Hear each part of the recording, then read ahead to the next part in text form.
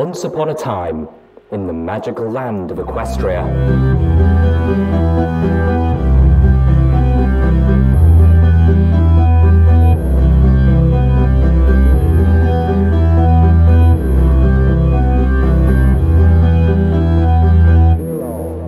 And that was BlooBoi with Grave Fission. Hey there friends, I'm Nuclear Yuki, and welcome back to a Nuclear Reading Show. Today, we're starting Somber's Fallout Equestria Project Horizons. If you're enjoying what I'm bringing to the Wasteland, don't be afraid to tell your friends about me. Find me on Twitter as Nuclear Yuki, or you could do us a great favour and check us out on Patreon at patreon.com/ANRS. This story does include a lot of graphic scenes that may be triggering to some people. Your own discretion in listening is advised. And also, since the gangs are still being feisty, Fallout is owned by Bethesda, and Hasbro made My Little Pony, Friendship is Magic. With all that said and done, welcome, friends, to the Wasteland.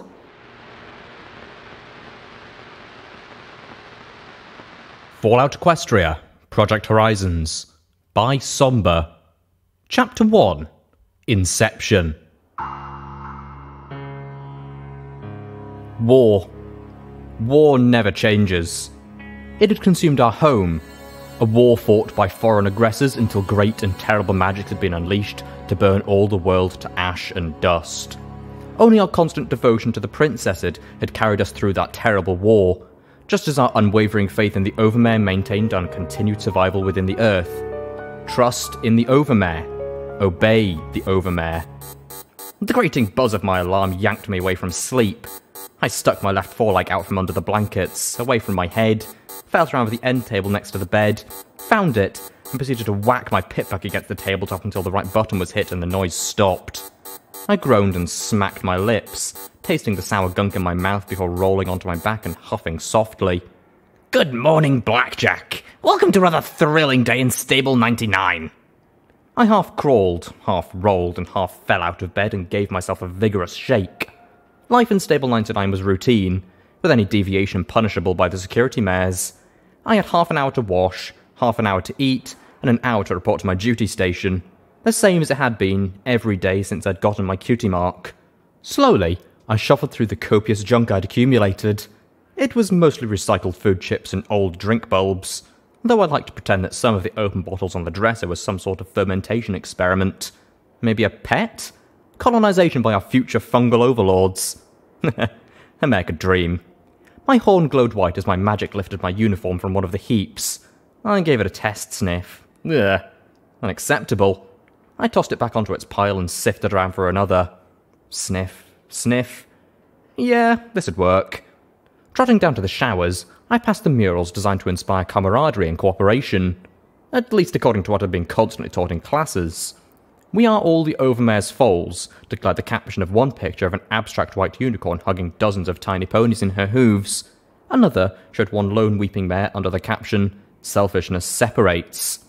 I trotted into the sector's communal bathroom, and immediately my ears perked to a familiar giggling. Walking past a stall, I glanced in at the two mares employing unauthorized and probably ineffective washing techniques. According to the training manual, behaviour like that in public spaces was punishable by whipping and restriction to C-class rations, so it was pretty understandable that the pair looked up with some trepidation when they spotted me. "Oh, it's just Blackjack," the dappled mare, Pastel, said in relief before flushing and snapping at her partner. "I swear you're trying to get us flogged." "Fun," giggled the white mare. Misty Hooves from the bakery, nuzzling her. Misty was a chronic offender. I didn't know if she liked the kiss of the whip, or if there was something else wrong with her. Or both. I sighed. In theory, I was supposed to discourage this kind of thing. However, it fucking sucked being the mayor who was supposed to discourage this kind of thing. You won't think so if it's Daisy doing the flogging, I commented, and instantly their smiles disappeared. I couldn't blame them. With the constant duty and honour bullshit, a little flank spank was one of the few reliable means of recreation, and a lot of the security mares got really enthusiastic about it. I stepped under the spray and immediately jerked. "Cold!" "Yeah, heating talismans are really slow today." "Well," I said, after a moment, "go back to your quarters and finish up your fun. Make sure you're back in your beds by curfew." That's me. Big, badass security pony. The pair glanced nervously at each other and then quickly finished their showers. I wonder if we could do it in the atrium and not get caught, I heard Misty mutter to the pastels as the two trotted out. I rolled my eyes and shook my head. Some mares have all the luck. Not that they were the only two, or even the worst two. Half of the ponies in the stable seemed to have at least one flavour of crazy. I supposed it was only inevitable when half your day was devoted to keeping this place going. And we had to keep it going. If we didn't, don't think about it. Stable 99 was all that was left. Every filly learned that as soon as they could read. The mega spells unleashed across Equestria had sterilised the surface. Radioactive death was all that awaited us outside. So we kept the stable working. We kept order. We kept loyalty. Because at any moment... Fuck, Blackjack, don't think about another incident, I muttered softly. The overmare protects. But I felt a gloomy spectre rising inside me at the thought of this entire stable being in the hooves of a filly a year younger than me. There were exactly 500 jobs to be filled in Stable 99. 400 and something were covered by mares like myself, who inherited our jobs from our mothers. My mum was security. I was security. When I had my daughter, she would be security. And so on, and so on. In the rare event of a mare dying before she could breed, a lottery would be held for some other mare to produce an extra filly for the spot. Because the population had to stay at 500. Every pony had to behave and follow the rules. Otherwise, there'd be an incident. Stable 99 couldn't take another incident. This bathroom alone showed the flickering lights from overtaxed generators, and the water that couldn't settle on whether it wanted to be freezing or boiling. You couldn't think about it. All it would take was one thing to go wrong, and we'd all die. One busted generator, one broken recycler, one accident, and we'd all be choking on our own unrecycled breath. Fuck! Don't think about it! I said, trying again to shove it from my mind. That was made ridiculously easy by Midnight trotting past me towards the atrium. Instantly, my ruby eyes popped wide at her cute flank and graceful tail. Black on black, and oh, she needed to be mine. Hey, Midnight! Midnight! Hey, wait up! I shouted as I tripped and raced up to catch up with her. Of course, she didn't wait. She never did. Instead, she picked up her pace. Damn it, Midnight, no running in the halls! I shouted as I ran after her. What? So security? I was allowed to break the rules when pursuing a fine flank. Unfortunately, there was a flash, and a pair of hoof cuffs materialised around my forehooves. Oh, shit! I barely got out before rolling head over hoof. I glared around at the source. It could only be... Daisy! Marmalade! Excellent cunt block! Top notch! The pale earth pony mare and honey-coloured unicorn both smiled at my predicament. No running in the halls, Blackjack, Daisy said, stepping out of the side hall she'd been lurking in. When Stable Tech had made the stable, they clearly hadn't had mares of her size in mind. Her ears nearly brushed against the ceiling as she looked down at me with her snide little grin. Not even after Pussy! Marmalade gave an echoing little snicker. Right, you got me, I said as I held up the hoof cuffs. So? Oh, don't know the spell yourself? I thought all the security unicorns did. Marmalade does, Daisy taunted as she stepped over me, making her way towards the atrium stairs. The vapid unicorn gave a slack grin and nodded. Then both of them had a good laugh as they trotted away. I rose, glaring at their backs before hobbling after the pair. All security unicorns were supposed to know a selection of spells for policing the stable. Me, I had telekinesis. And telekinesis. And oh, did I mention telekinesis? I couldn't cuff or stun or do interrogation spells to save my life. All the practice I put in merely gave me a migraine. I'd have been better off being in maintenance. Wait, that would mean I'd have to be responsible for the stable. Strike that. Better I was in food prep. Nice, low-responsibility food prep. That was the life for me. But I was security. Because Mum was security. Because her mum had been security. All the way back to the legendary card trick. The one who carved security. We save ponies above the entrance to the security level. Hooray for completely irrational expectations. I knew I'd never save 99. I couldn't even get out of these hoof cuffs. Whoa, pity party table for one. Or not. I didn't have any time for the poor me routine. Never played well. Nope, I just had to get out of these cuffs, and I had an idea how. The huge atrium was the heart and soul of pony life in '99. Almost half the stable could fit in the room for large events. More if every pony was really friendly. Huge support pillars had been sculpted in a parody of tree trunks, and the support beams had been fashioned to resemble branches. That was about the extent of trying to make 99 look like something outside. Besides, the effect was ruined by the huge banners of the Overmare smiling down at us all with their stupid patriotic signs of "Help the Overmare, Help 99", and "Stability overall". I mean, really? Stability? The music piped in was half parade march and half hymn. Any wonder I tried to stay out of this place? There was also the fact that most ponies refused to look at me. They dropped their conversations, look aside or leave. It didn't matter that I tried to be nice. The fact was all I had was drop a name and they'd be hauled in for interrogations. I'd witnessed enough to know that I didn't want to drop a name. Besides, I'd already tried it once. Never worked for the ponies who deserved it. I passed the cafeteria where ponies loaded bowls with green recycled algae slime, scooped recycled fungus cubes into trays, collected synthetic recycled carrot sticks or apple flakes into bowls, or heaped up stacks of green recycled grass chips, brown recycled hay chips, or white recycled cake chips onto their plates. All the food in 99 was recycled into more food. All the waste in 99 was recycled. We were recycled. And yes, even having lived here my entire life, I still found it easier to pretend that machines would just magically make the food poof into being. Still, despite being made out of recycled poo water, the chips were pretty tasty.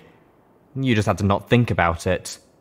Midnight was talking to Rivets and Textbook, and the Black Unicorn's eyes widened at the sight of me hobbling over to her table. Mind if I join you? No? Great. I said as I set my hooves on the table before she could shoot me down. Hey, Riv. Hey, Teach. The Earth Pony schoolmistress sniffed disdainfully at my intrusion.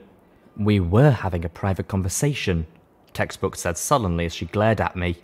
Rivets, an older grey Earth Pony, showed far more amusement at my predicament. Great! Do I have a story to tell? Here I was, just minding my own business, hurrying to catch up with a particularly lovely mare, when these hoof cuffs appeared on me like magic. Can you believe it? I asked with a grin as I tapped them on the table. So there I was, pondering and bemoaning my fate, when I remembered a certain vision of angelic equinity whose magic far outshines my own, and whose kindness and generosity would surely compel her to free me from my predicament, I said, grinning ear to ear as I fluttered my eyes at midnight. Blackjack, I'm a pickpocket technician, she began. Which means you're intelligent, skilled, that you possess far more competence than a lowly security pony like myself, I said as she hesitated. I almost had her convinced. I'll pay you in oral sex, I blurted. Textbook turned the shade of a spoiled apple, and Rivets covered half her face as she chuckled. I'll talk to you tomorrow, Midnight said to Rivets as she trotted to another table. I'll be telling your mother about this, Textbook added to me before going to join Midnight. I groaned and pressed my face onto my bound hooves. Rivets patted my shoulder. Oral sex, huh? What's the going rate on that? I'm an idiot, I muttered. Rivets chuckled, certainly not arguing. I had no idea. I didn't think you were into mares, Rivets said with a smile, munching on her grass chips. I shrugged. It's more the fact that she always tells me no. I glared down at the cuffs on my hooves, growled, and then bit the conjured metal. She always plays hard to get, I said around the mouthful of metal. Well, it's your time to waste. Her spot on the queue's up, though, so I really doubt she'll have time for you, she said matter-of-factly. Really? My red eyes widened and then dropped along with the rest of my body. I slumped till my chin rested upon the tabletop. Bummer. We all still have our little trials, Rivets said with a sigh. I've got to get Duct Tape's filly on the duty roster. She's taking over for her mum. She sighed. Hopefully she knows which end of the wrench goes on the nut. Duct Tape died? How? I gasped. She was one of the nicer ponies in maintenance. I frequently bumped flanks with her on C shift, although I never actually talked with her, of course. After all, I was security, and she was scared to death of me. Rivet snorted in irritation. Don't you ever pay attention? She died a week ago.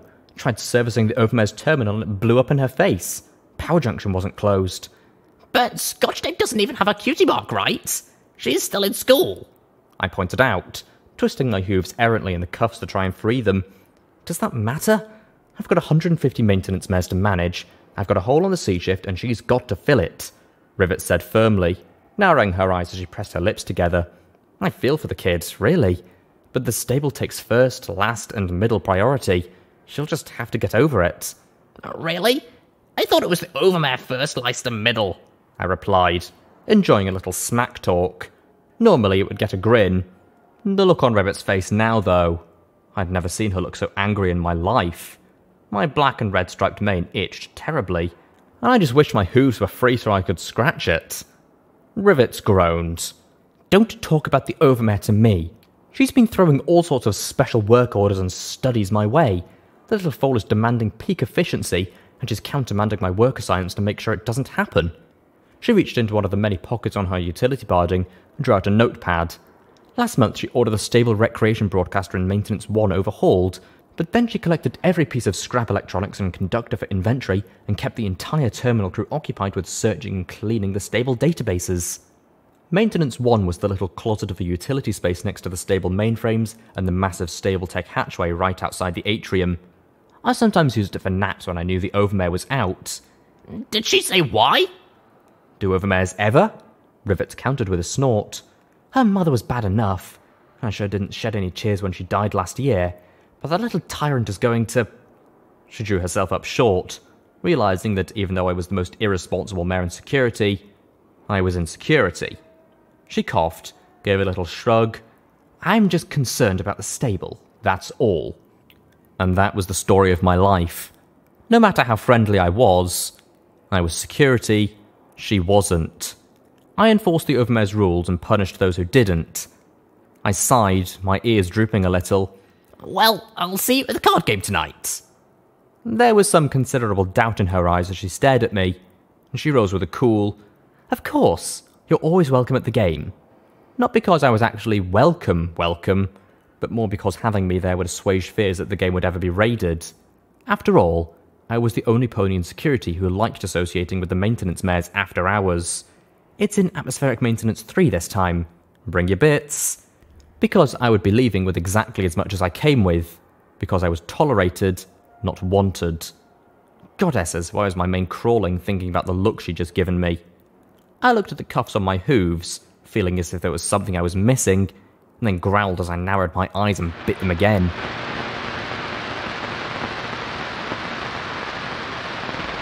There were 500 ponies in Stable 99. 1/10 of them were resigned to the duty of protecting and safeguarding the stable, and executing the will of the overmare.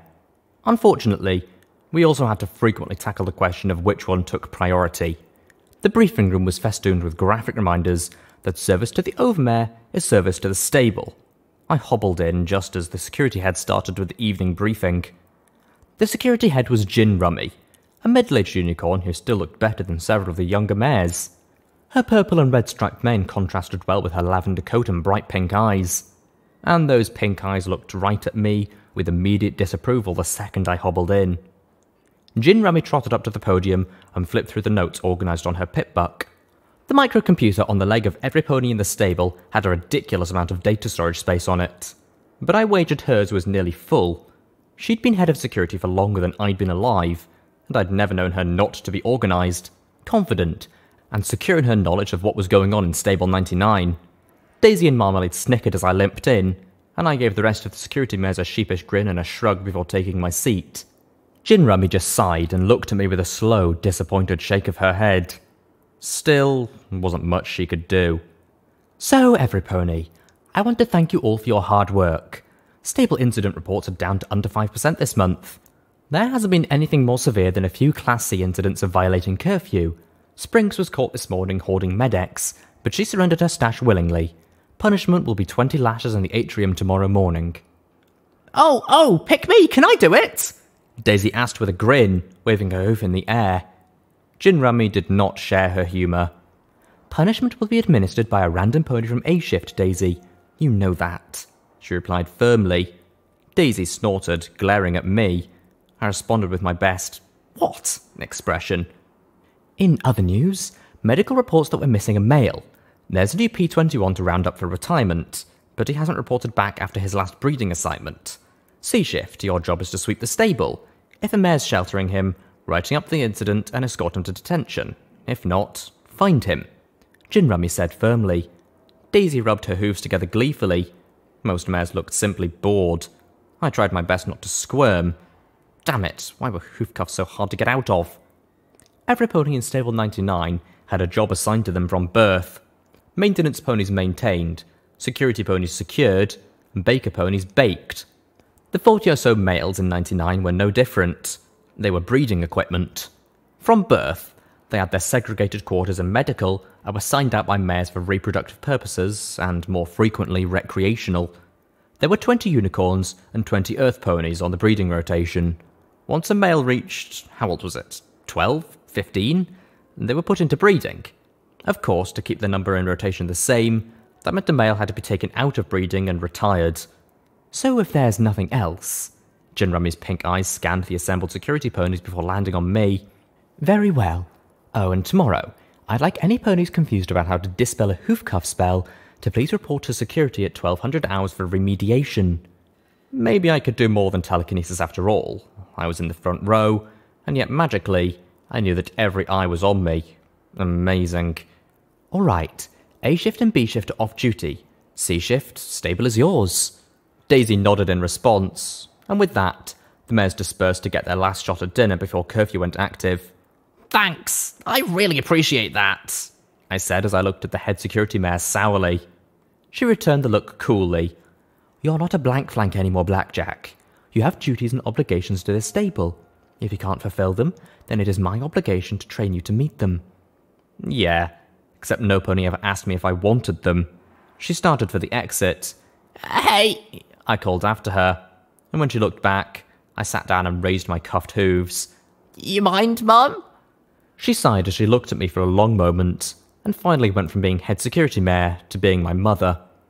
Trotting back, she lowered her horn to the cuffs, and with a flash, she dispelled the summoned restraints. Technically, every security unicorn was supposed to be able to do that. Technically, every unicorn, much less every security unicorn, was supposed to be able to do a whole slew of spells that I couldn't. Maybe Mum would get lucky and outlive me. One thing was sure, the second I became head security mare, Stable 99 was doomed. Marmalade's work? She asked in that tone that always seemed to prelude her fighting my battles for me. It was really tempting, I admit. Of course, this was why even most of the security ponies gave me a lot of space. No pony wanted to offend the boss's daughter. Don't worry about it, Mum. I can handle it, I said, trying to put on my big girl look. Okay, I was definitely old enough to have it by default, but she always looked at me like I was her little blank flank. When there was no pony else around to see, of course. Thank the goddesses. I trotted out after every pony else, pretending not to hear her sigh. Yeah, that just about summed up my feelings on the subject as well. Outside, I glanced down the hallway. The uppermost levels held security, the armoury, the overmare's office, and all the mainframes that ran the stable. Down at the end of the hall were the overmare's office and the maintenance room with the mainframes. The overmare herself was talking very agitatedly with Midnight and a few of the other mares responsible for the information systems. The dirty white unicorn filly, who was our supreme leader, looked mad. There was nothing new about that. But tonight she seemed like she was in grade A pissed mood and was determined to share it. I'd never seen Midnight looking so upset. Get out! Get out! Get out! Leave before I have you all shot! You're useless! The overmare concluded in nigh hysterical shrieks. It was at moments like this that I was glad the laws didn't allow summary execution. Really glad. Midnight! I shouted as the overmare returned to her office. She looked back at me, her ears drooping as she rubbed her eyes furiously. I don't have time for your flank spank right now, Blackjack. The overmare's pissed. Yeah, I got that around to have you shot, I said as I fell in beside her as we trotted back downstairs towards the atrium. Why? Midnight looked at me, and then sighed and shook her head. She wants a data file, an old one. And you couldn't find it? I said with a frown. Unlike me, Midnight was actually competent. No, that's just it. It was already found by duct tape weeks ago. The thing was buried deep in the stable's archives, but she found it. Goddesses know how. Midnight said as we stepped into the large chamber. The stable chimed out that the curfew was about to begin, and all mares not on C shift were to report to their quarters. So, what's the problem? It's encrypted, she said with a sigh. We can't get him to open up for transfer. She wants us to break the encryption, but we haven't been able to all week. She chewed on her lip. I thought if we got it ready to transfer to a pitbuck, she'd be, well, less pissed. But she was hysterical. I've never had the Overmare say I should be shot. Clearly, Midnight was shaken. I could relate. There was bitchy Overmare, and then there was whatever I'd just witnessed. Mum wouldn't let her, I said, and for the first time in about forever, I received a small smile in return. Look, don't worry about it. You'll get it eventually. Thanks, Blackjack, she said with obvious relief. Okay, this was my chance. I grinned. So, I've got about 10 minutes before I have to start my rounds. Can I swing by your quarters on my way for that flank spank? I gave her my best, I promise you'll enjoy it look. She snorted, looked at me and gave a flat, in your dreams, no. And then she trotted away from me as I sat down hard, watching her go. Oh, come on! I was at least being sympathetic. Nights, midnight. But she didn't look back as she disappeared down towards the residential quarters with the rest of the mares. Oh, what does a mare have to do to get a little service in this place? I sighed, my head hanging. So unfair!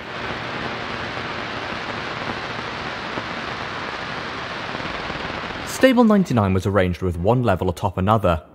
At the apex were the Overmare's office, security, the armory, and the mainframes. Underneath that were the atrium, cafeteria, stable entry, and the 24 or so recreation, education, and medical facilities.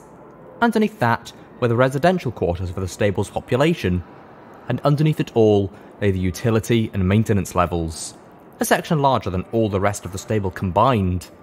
The recycling systems were all found down here, as were the magical generators that kept everything going, manufacturing equipment, storeroom after locked storeroom, and of course, all the little hidden fun spots, the makeshift stills, the love nests, and the nooks for gambling. Most security ponies stayed at the top of the stable. The tunnels below were dark, undecorated, and filled with the stench of all kinds of foul leaking fluids and chemicals used to keep the stable habitable. The Overmare might have had complete authority over the top half of the stable, but this was Rivet's domain. She and her maintenance mares were always the most rebellious and independent element of the stable. One day, no, don't think about it. If there was an incident between the Overmare and maintenance, well, I knew which side had all the guns, and which side knew how to keep the stable alive. Hit me! I shouted over the hum of machinery as I looked at the worn playing cards. They were so old that I'd bet Rivet could tell them by their wear patterns. Good thing this wasn't poker. Rivet's dealt me a 4 of spades. I really had no idea how the Earth ponies managed cards. They just did. Me, I levitated them around as I looked at the other players. Tonight, I was even less welcome than usual. The other 4 ponies kept muttering to each other, telling jokes and stories that left me out. My winnings were virtually frozen. No pony mentioned the Overmare. Clearly, they were watching themselves around the security mare.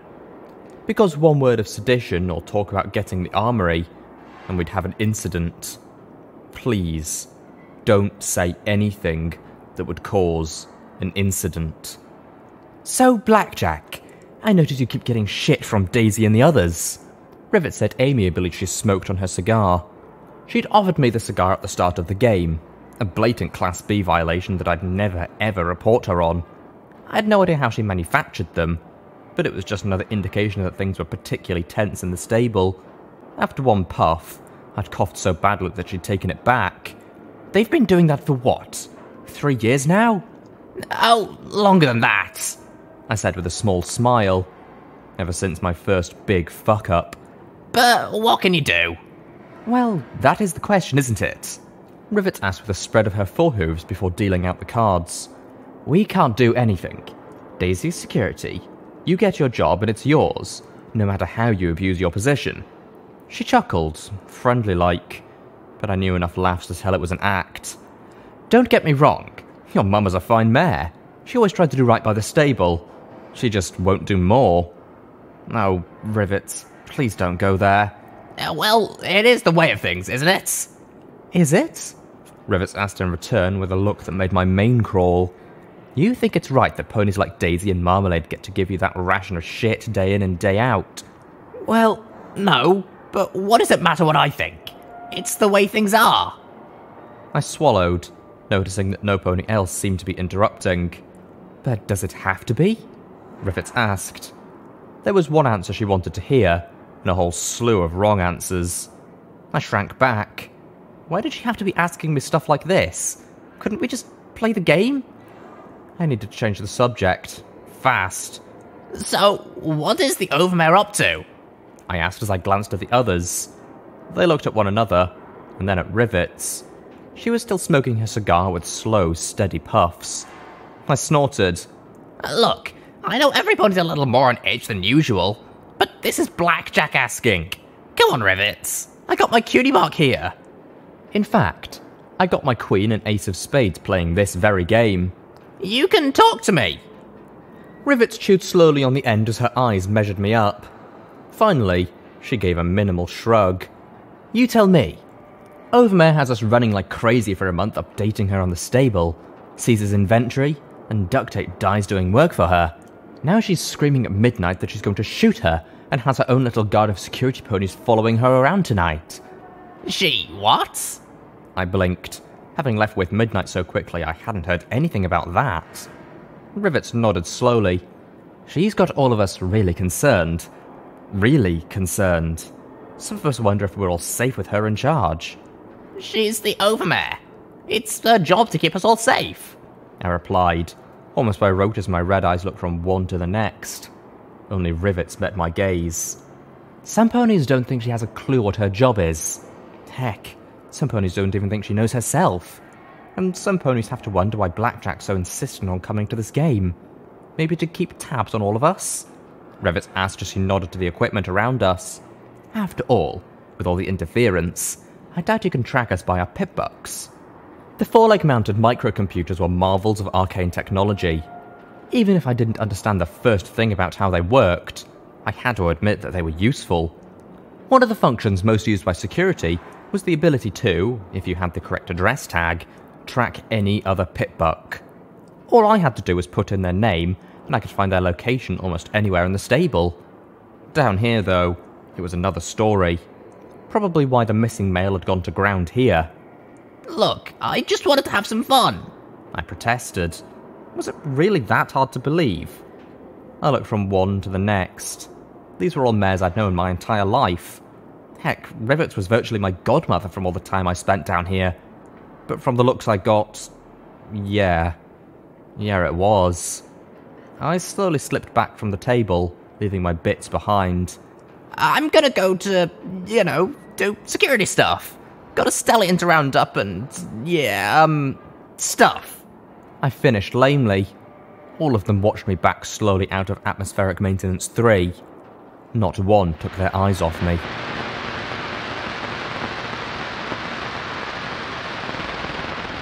Several minutes later, I took a breather. Rivets was just pissed. She almost bumped heads with every pony in authority.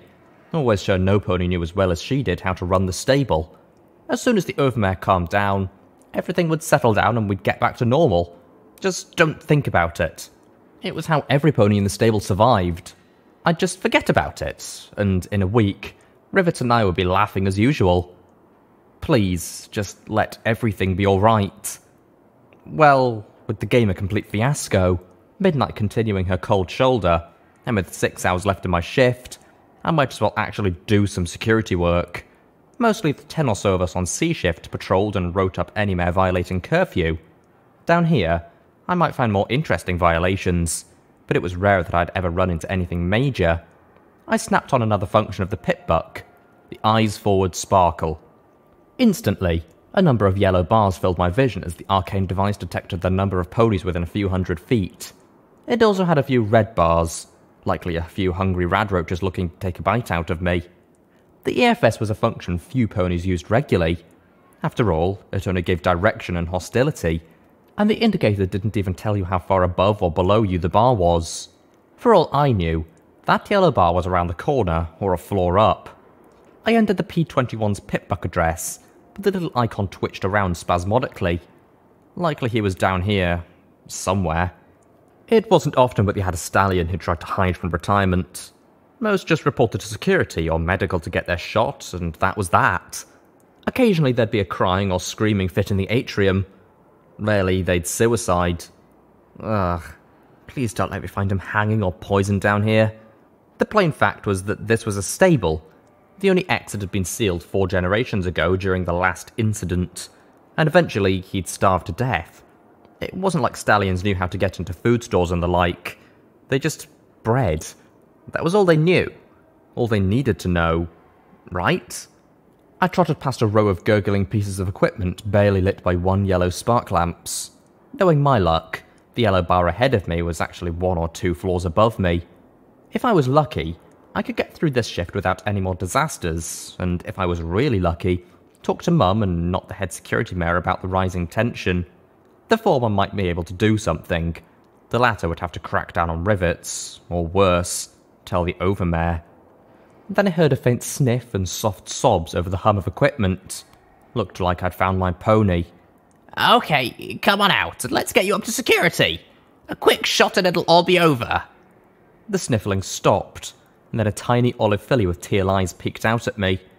My jaw dropped as I saw the pain and fear in her eyes. Oh, you're not...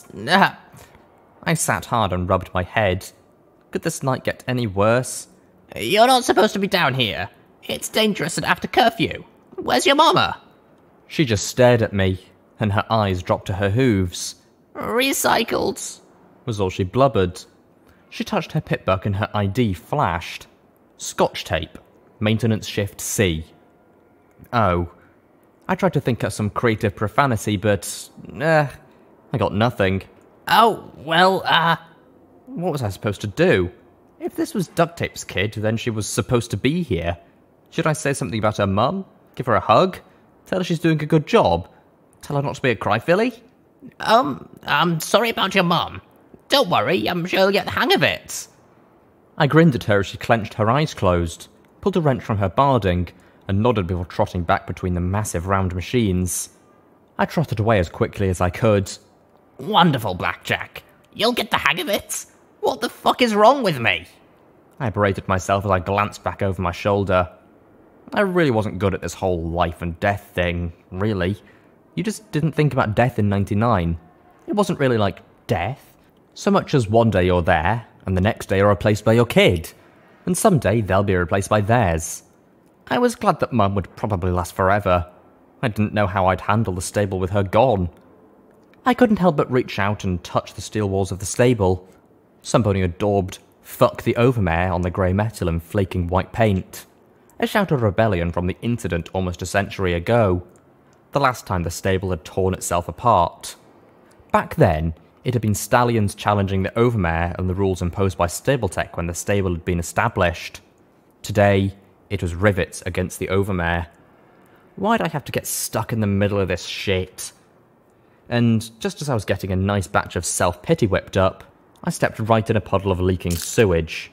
My hooves slipped in the slippery mung and I went over, getting a faceful of the cold sludge. Coughing and retching, I kicked away, wiping my face furiously. My red and black striped mane and tail were smeared with grunge as I leaned against the wall, coughing and spitting. How nice that the goddesses were making my metaphorical life literal. I tried to think about what I knew of the newest P-21. He was green. No, brown. Ugh. I paid more attention to the unicorn breeding population than the Earth ponies. I'd heard that this P-21 was already notorious for disappearing, though, so it wasn't much of a surprise that he pulled another vanishing act. No pony was sure how he'd managed to get out of medical. Males weren't supposed to be smart enough for that. Wait, what was that? It was another yellow bar, but one that, when I moved my head, changed direction far faster than any of the others. That meant it was a lot closer, as in right on the far side of a door marked Emergency Storage 3. I frowned, tried the handle with my horn, and was astonished to find it unlocked. Not even rivets left these unsecured.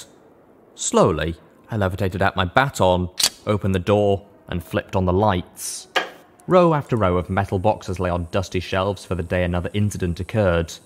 Of course, there weren't any weapons or ammo, but clearly some of these boxes had been opened.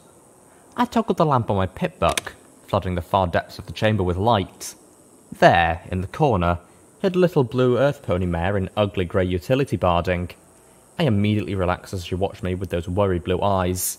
Sweet Celestia, what are you doing in here? I thought Rivets kept this place locked up tight. She just looked at me with wary eyes. Just getting some stuff for Rivets. Her soft voice was surprisingly deep for such a puny pony. I'll just get it to her, she said, slipping on her saddlebags and starting slowly towards the exit. But as she drew close to me, I frowned. I knew all the mares on the C shift, and the only blue earth pony was a medical mare. What shift are you on? I asked with a little frown. C shift, of course. She swallowed as she turned, facing me and backing away. Right, I said as I frowned at her, slipping into full security mode. I might not have found the missing male, but hopefully this would redeem me a little in Mum's eyes. Still, why any pony would want to steal century-old supplies was beyond me. Identification, please. She gave it by turning to bolt for the door. Now, I might not be very good at magic, but I definitely knew how to swing a baton and tackle a fleeing thief. She made it half a dozen steps out the door before my glowing stick swept her legs right from under her. As she went down, I jumped on her back and was amazed when she went completely still. Okay, identification! She didn't move, didn't respond in the slightest. She just lay there, shaking and crying silently. I frowned and reached over to use my security override. P21, breeder, retire from service immediately, flashed on the screen of her, no, his pitbuck. You're the new P21? I muttered, staring down at his saddlebags and clothing. Keeping him pinned with my hooves, I stripped him of his stolen goods. Sure enough, those were parts that didn't belong on any mare. What the hey is going on here? He didn't move. He simply lay there with his eyes closed, curled up, saddlebags full of food, a utility mare's outfit. Had he planned on actually trying to live down here? Like all stallions, his cutie mark was a white male symbol with dots underneath it. His had 2 rows of 10 white dots. Below that would go 1 more dot, though I was never sure why, since after that he'd been heading straight to retirement. Well, time for the next bit. According to the Overmare and Stable Tech bylaws, you are to be escorted to security for final processing and chemical retirement. You are obligated by stable laws to accompany me, or you will be compelled. Do you understand? Goddesses, I hated playing the security mare part. He knew the rules. I knew he knew. He knew I knew he knew. Why did I have to pretend? Meanwhile, he just lay there like a blue doll, his eyes wide and glassy. Just kill me. That's what you do, isn't it? P21 muttered. I blinked down at him in confusion. It's not my place to kill you. I'm not an executioner. You're gonna be, retired. I tried to grin and put him at ease, because stallions sometimes did stupid things. It wouldn't be the first time one attacked me without provocation. He looked back, and his eyes slowly drew into focus. I'd never seen a male look at me like that before. The cold anger inside made me wonder if he really was going to do something crazy. Like you retired him, he replied softly, his storm blue eyes darkening as he stared at me. I think you're confused. Medical takes care of the actual retirement process, I said as I backed away. You're all murderers, he muttered as he rose to his hooves and looked back at the stolen clothes and supplies. I was so close, too. With that, he started to walk slowly towards the stable's central staircase. Close to what? I asked, but he didn't answer. I couldn't blame him. If I was about to be retired, I doubted that I'd be in a chatty mood. Still, it was hard to take him calling me a murderer. I'd never killed any pony. I followed him closely, baton ready in case he came back at me. We trotted past an open doorway to a storeroom, and the olive filly peeked out with a sad eye as we walked by. I wish that was all that had happened. Just as we reached the stairs to the high levels of the stable, a baton wielded by a pale yellow mare whirled out from a side hall and struck his rear knee with a sickening, tearing pop that signalled a damaged joint. He fell to his side, screaming in pain as Daisy and Marmalade stepped out. The huge pale mare spat out her baton, caught the strap on the end of her hoof and twirled it. About time we found the missing penis. She slammed her hoof into his face as he tried to curl up into a tight ball. And he's with you, Daisy added with a grim grin. Bonus. Daisy, Marmalade, what the fuck are you doing? I asked as Marmalade's floating baton thumped hard against his ribs and Daisy smashed him with her hooves again. Saving medical some work. This little fox had us down here for hours, she said as she grinned at Marmalade. So I figured we'd take care of him ourselves. What the fuck? You can't fucking do this. The medical retires ponies, not security. Was I actually quoting stable bylaws now? The worst security pony in the stable? The hell was happening here? Oh, he's fighting us, Daisy said as she circled him and brought her hoof down on his swelling knee. Resisting security. A real dangerous case, right, Marmalade? The honey-coloured men nodded with a dumb grin. And just like that, they set themselves to beating him to death before my eyes. I wondered if this was some new kind of nightmare that I'd wake up from. But as he cried out in pain, I clenched my eyes closed. Just wait a few minutes and it'd be over. Just do nothing, Blackjack. Don't think about it. No, don't think about it. Don't think about the thumps and the cries and the sobs and the begging. No. Security saves ponies. I looked at the pair beating him in glee and charged Marmalade first. Last thing I needed was another pair of hoof cuffs on me. Her orange eyes widened in shock as the baton cracked loudly against her skull with such force that she tumbled over.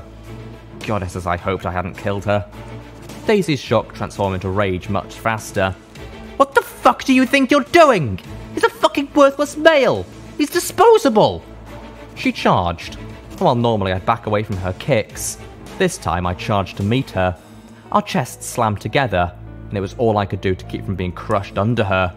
Sweet Celestia, how much did she eat to be this strong? As we struggled, though, I still had one advantage she didn't. My horn flashed white as I wielded the baton in my magical grip. One more thing I could do with telekinesis, with another thought. I triggered my Pitbuck Stable-Tech assisted targeting system. The Sat was a magical spell that momentarily slowed time almost to a stop and let me line up my attacks perfectly. Each attack cost some spell charge that had to build back up over time, but right now, I wasn't going to waste any of it. 3 baton strikes to the head. The spell even gave me the probability of each strike landing. Triggering the spell, time sped up but still seemed to move at a crawl as my baton rose and fell soundly upon her head.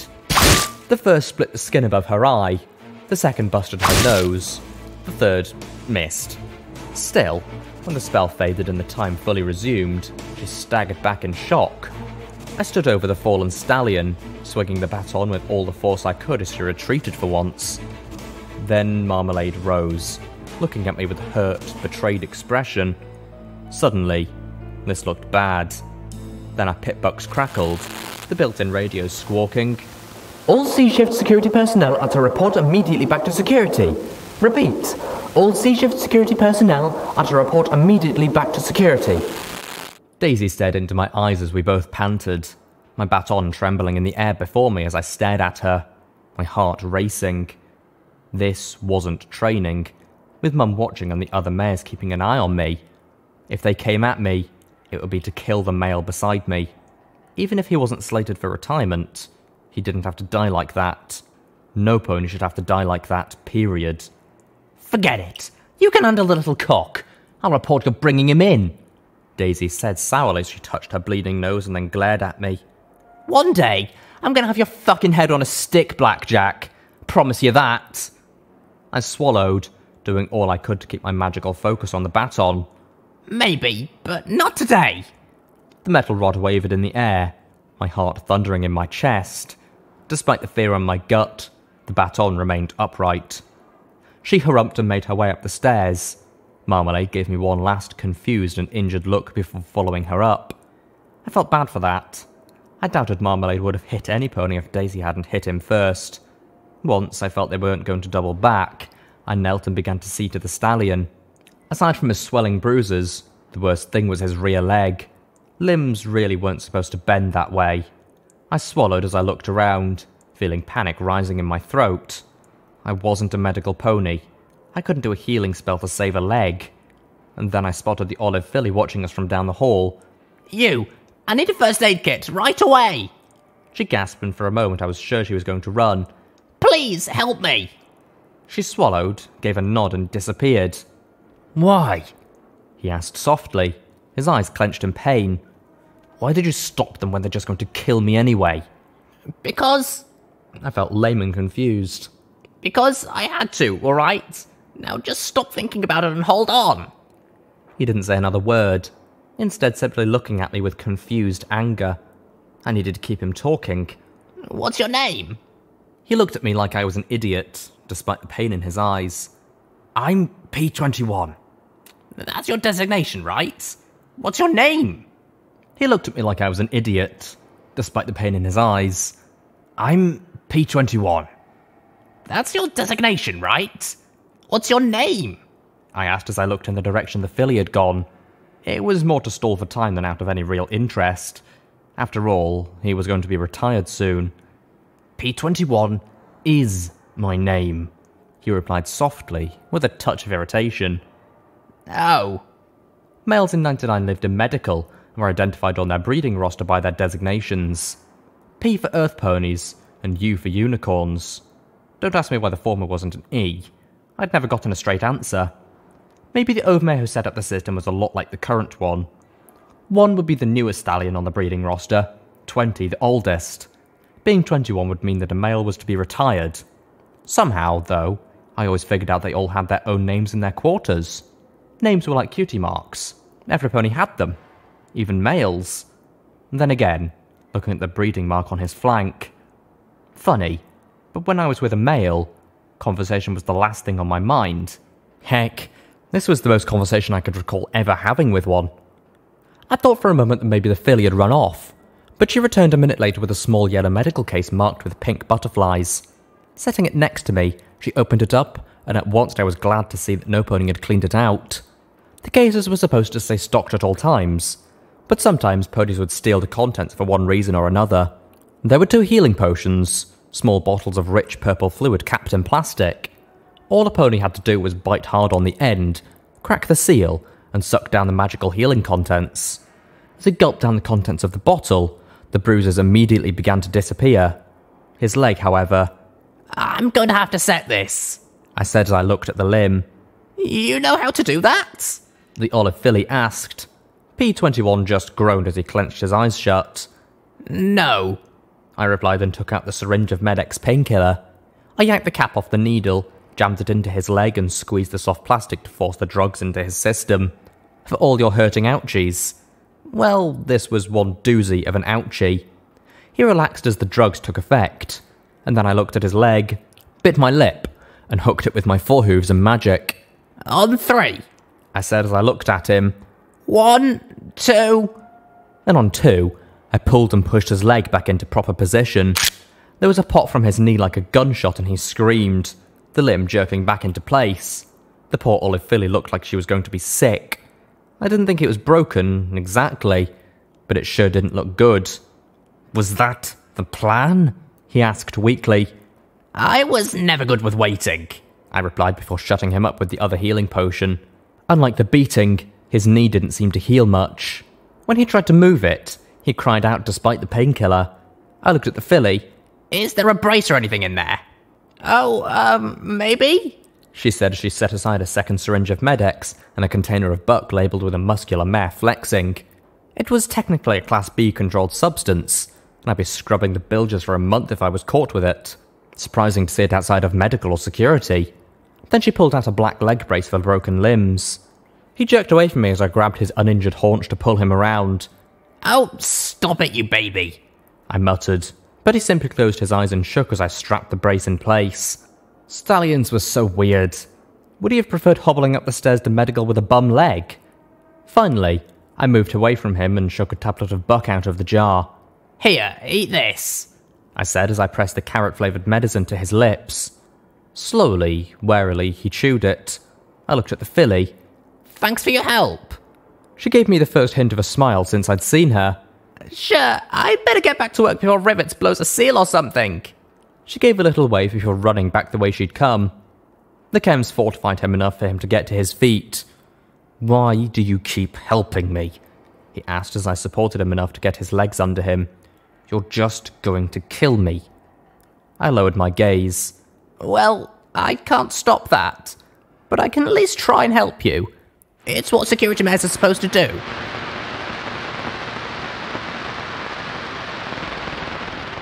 Security during C shift was normally a place of quiet tedium. Reports for the next day had to be filed, and firearms practice had to be carried out, but neither of those were what any pony would call exciting. As we finally reached the top of the stable, though, something felt very wrong. There were only 10 security mares on C shift, including me, and for the first time since I'd started working security a few years ago, we were all in here together. The 7 other mares clustered around Daisy and Marmalade, talking in low voices as I limped in with P21. Worse, they all stopped talking as I entered. Great. My mane itched fiercely as we walked slowly past them to the cells. I got the pip-buck key and the magical mail dot marker pen thing from Mum's desk drawer, and then carefully removed his pip-buck and added the last white dot. I could wait until morning to notify medical, though. No need to rush with everything being so weird.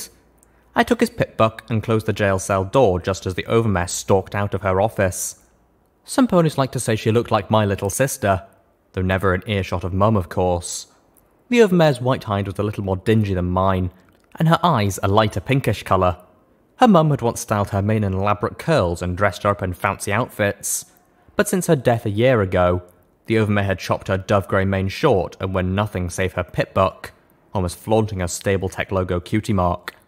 I always assumed that being the overmare was a stressful condition. You had the whole stable on your shoulders. Despite that, the overmare usually managed to keep a neat appearance. Now, though, she looked like hell. Her eyes were bloodshot with huge bags beneath them. Her mane resembled tangled wool. She smelled.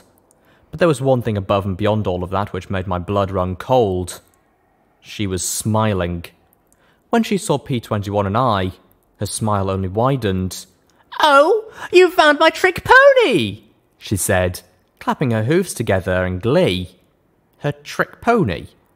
P21 stared straight ahead, his eyes on focused pinpricks as she walked up to the bars. "Oh, we're going to have so much fun! Oh, yes we are! Yes we are! You're going to be mine forever! Yes you are!" I glanced at the other security mares. Not one looked back at me. The overmare suddenly seemed to remember that I was there and glared at me. "So, have a nice time in the bottom levels. Have a nice meeting with Rivets." "I wasn't meeting with Rivets," I said, trying to look more clueless than usual. "Lies," the overmare hissed, and then went back to smiling.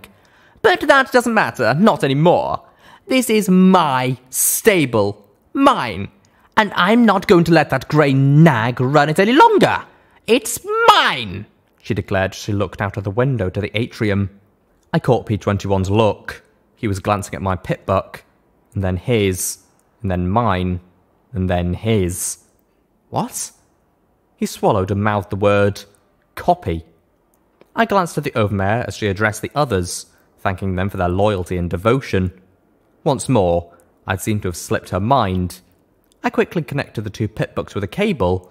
I hit the Copy All Files button and dumped the data into an evidence file.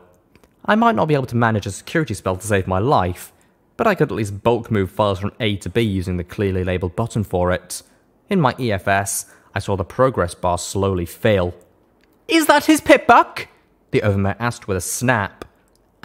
Yeah?" I said lamely as I cuddled it in my hooves, hoping she didn't see the connection. "Give it to me," she replied imperilously. Certainly," I asked, wondering how I could stall as the little bar filled up. "What for?"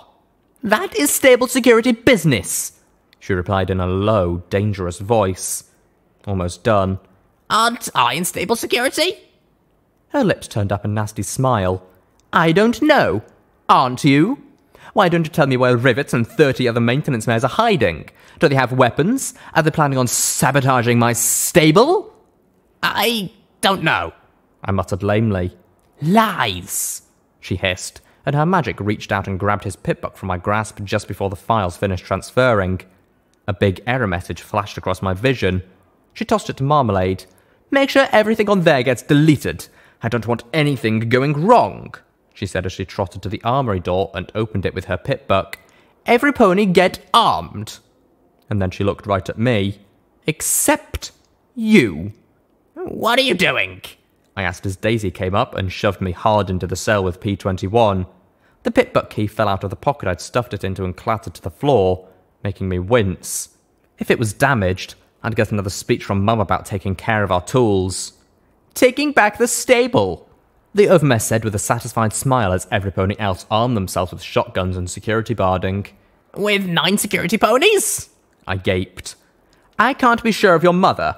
I've ordered rivets arrested several times and she only gets in the way. Because without rivets, the stable was doomed. I don't know who I can trust on the A and B shifts. Who will side with me and who won't? She smirked as she looked at Daisy. Fortunately, some ponies have proven themselves far more loyal. So you just sit tight. This'll all be over in a few hours. After that, the 10 of them marched out of security. Daisy looked back at me with a decidedly nasty grin. Why'd I suddenly feel like P21 wasn't the only pony deep in the recycler?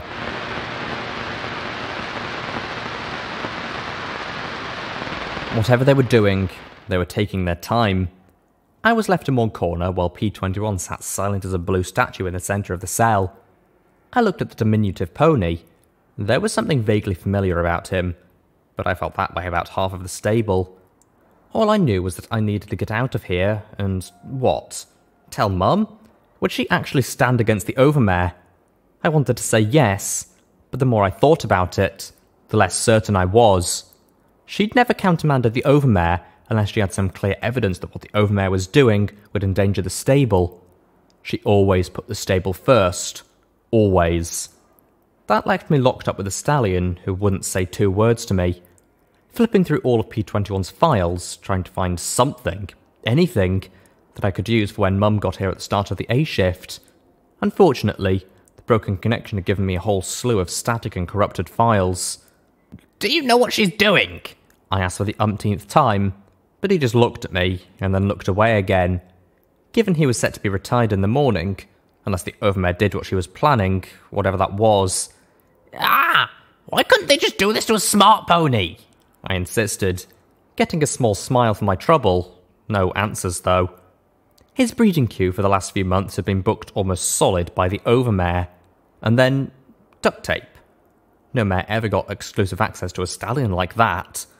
I glanced at him and then stumbled across an intact audio file. I didn't have anything better to do, so I played the intact section. It crackled once and then began to play the noises of 2 ponies bumping flanks. I felt my mane crawl as I heard the overmare's joyous shrieks and the male's grunts of something. I then heard door chimed, and a moment later a mare asked, Overmare, you wanted to... Oh my. The sounds of coupling trailed off, and the overmare grunted. You're early, duct tape. It was a strange wet noise I didn't even want to imagine, and the sounds of belaboured male breathing. I didn't want to be late, she said in a worried voice.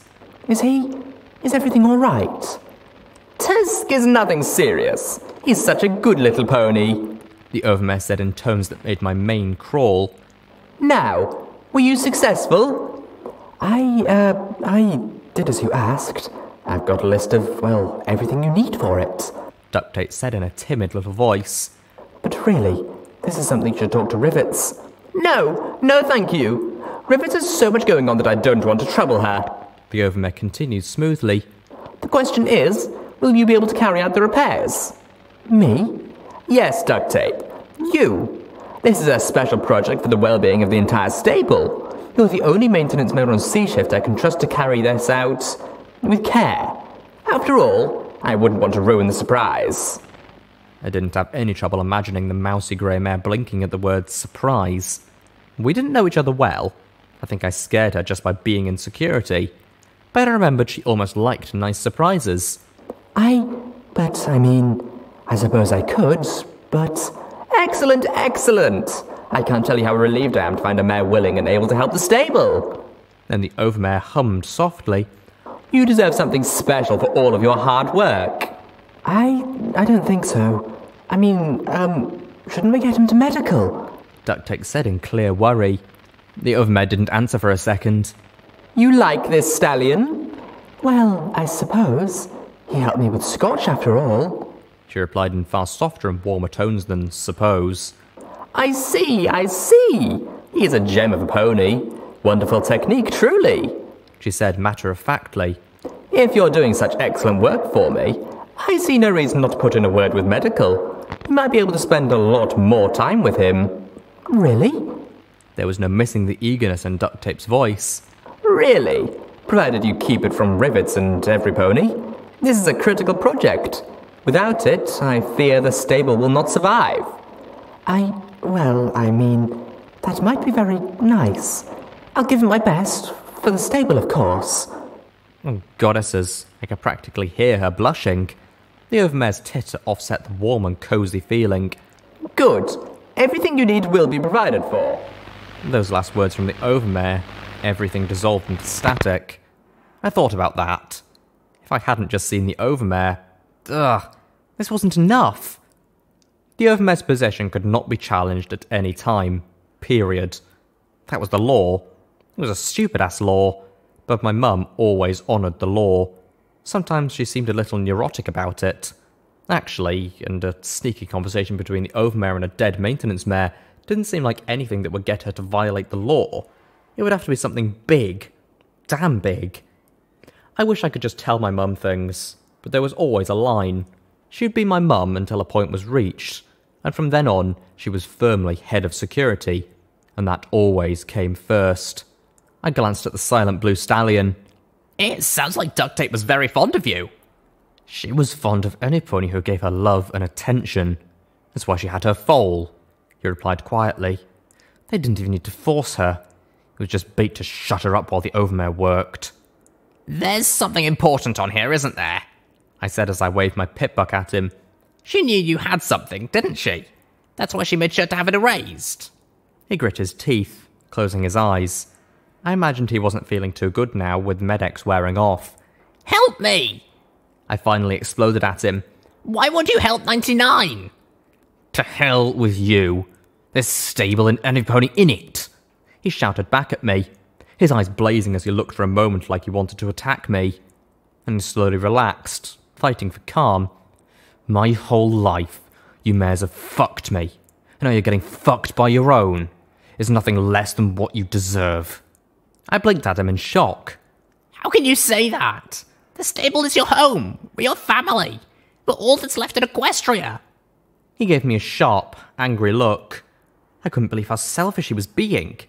If that's how you feel, then why tell me to copy the files at all? Why not just let her destroy them? His angry eyes looked away. Slowly, I approached him, and he winced as he backed away into the corner. His eyes kept twitching from mine to the floor and back again. It was annoying. Look, I'm sorry the rules are what they are. If I could just let you go, I would. But I can't.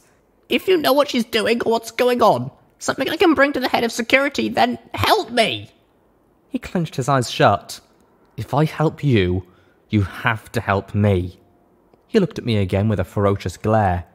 You have to let me leave this place, he said in slow, even tones of carefully measured control. Even if I die outside in 10 seconds, at least it will be 10 seconds free. What? He wanted to die outside rather than be retired? Okay. If there's any way I can, I will.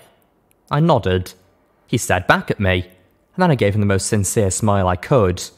Finally, he nodded as well. Sweet, it's a plan, I said as I clocked my hooves together in glee. Okay, my only ally at the moment was a reluctant, wounded, pissy male, but I'd take what I could get. He stood and then lifted his tail, carefully pulled out a bobby pin, and extracted a small screwdriver from his, body cavity.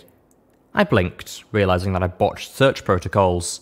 Listen to the last recording I made with duct tape, he said as he walked to the lock, wiped off the screwdriver, stuck it into the lock with his hooves, fed the pin in with his teeth, and began wiggling them around.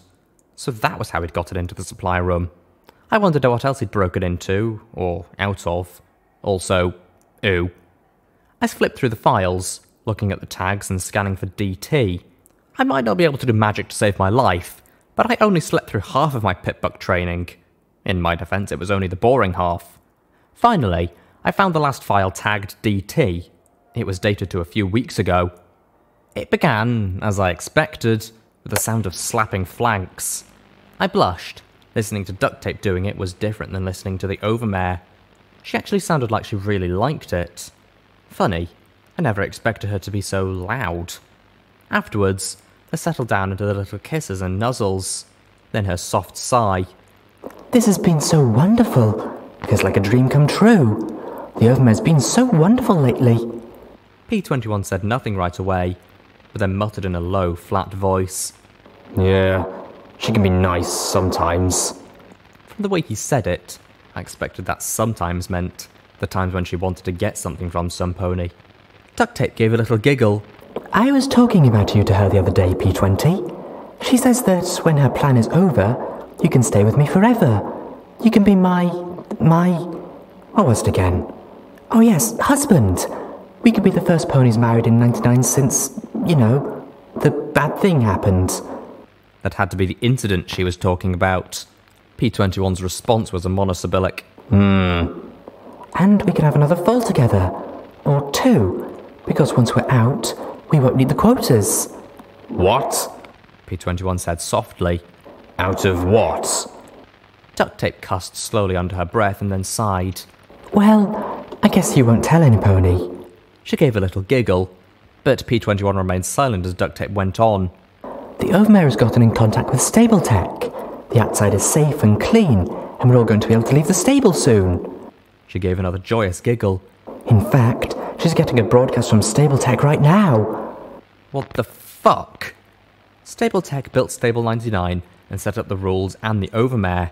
Going outside. But every day, the stable broadcast told us that the outside was a death trap. How? The door to the outside was sealed after the incident. He muttered softly. Well, just because it was sealed once doesn't mean it can't be unsealed. You know all the parts the Overmare is inventorying. Well, I fixed the door. I even programmed the Overmare's special code to open and close it, see? I heard the sound of a pitbuck beeping. And she said the outside is safe? I even took a little peek myself. I think it's... what did Tex call it? Winter? It was all cloudy, but I saw trees. They didn't have any leaves, but they were trees. I couldn't imagine a tree. Not really. Trees were pictures in books, so I could only picture grainy green blotches as far as the eye could see. You could survive out there. We all can. We don't have to stay here anymore. But why keep it secret if the door is open and it's safe outside? Well, Stable Tech is afraid that all the ponies in here will freak out, and the Overmare wants to avoid a panic, so she's only told a few ponies. I don't even think Gin Rummy knows. Stable Tech says they need a special data file from the stable that will tell them how we've been doing for the last 2 centuries. EC1101. So she's had me extracting it from the system. It's a doozy of a file. It's buried pretty deep. There wasn't a response from P21. Then she said softly, I thought you'd be happy. What? Oh, there's just a lot to take in. He said quietly. Then he said softly, Duct, do you trust the Overmare? Of course. We must all trust the Overmare. She's our protector and our guardian. We'd be lost without her. She said in the rote fashion like half of the mares in 99. Of course, I'd say the same, but I'd be thinking of sarcastic thoughts while I did. P21 was quiet for a minute. Then he said softly, Don't trust her. Not for a second. What? How? You remember how you saw me in her office? She trailed off. Don't trust her. You've been nice. One of 3. And so I'm telling you, don't trust her. Protect yourself. Protect your filly. There was an uncomfortable silence. I suppose I could throw an encryption on it. Something she can't crack till she promises to let us out. She mulled softly. Maybe make the password that name you liked so much. Which name?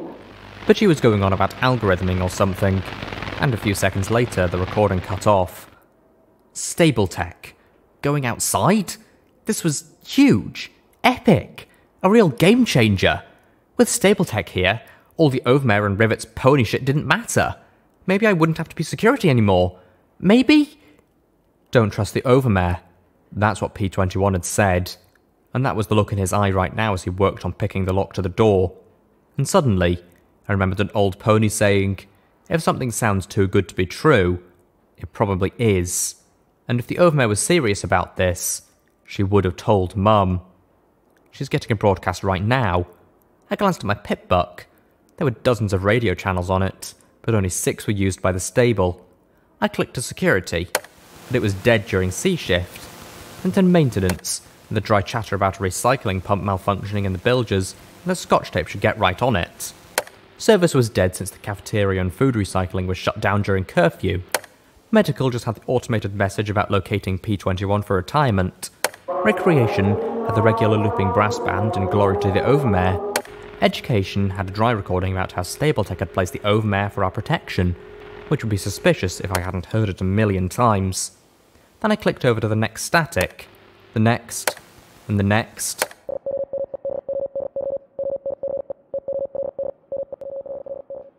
Suddenly streamed out of my pip buck. I had no idea what it could be. Some sort of pip buck jabberies? It was faint though, and with many little crackles and breaks in the signal. That meant it was probably coming from outside the stable. It was so weak that I doubted the signal would be detectable on the lower levels, even if a pony was bored enough to go flipping through static. I recorded about a minute of it, hoping it would be enough. And that was it. I needed to get out of here, and I needed to talk to Mum. Except, would it be enough? Mum, I wanted to think that she'd believe me. That there'd be more than Blackjack the screw-up. That she'd take it seriously because it came from her little blank flank. Or that she'd stay in security head mode and accept the evidence I had, and would do something about the Overmare. But then there was a soft click, and the door to the cell opened. I gaped in astonishment as P21 put the bobby pin back in his tail and... okay, closing mouth before it becomes an escape route for my stomach contents. You did it? Where did you learn that? Have you ever spent a week with a bobby pin? A screwdriver? And nothing to do but wait for a mare to want to breed you? He asked back. I'm sure even you could figure it out eventually. I don't count on it. If I need a lock opened, I'll go get a key. I counted as I pushed open the grate and trotted into the deserted security station. Oh, key. Reasoning that I might as well not make things worse, I scooped up the pit butt key and pen thing and put them back in the drawer. Right, back to the Overmare going crazy. I could try and get Mum on the radio, but I knew Daisy and the other would be listening to that channel. Everybody else would be asleep or under curfew. Look, I need to go down and tell Jin Robbie about this. And then I looked down the stairs. I also needed a gun. Goddesses, was I really thinking of shooting security ponies? Even Daisy? The thought of such a thing made my stomach churn.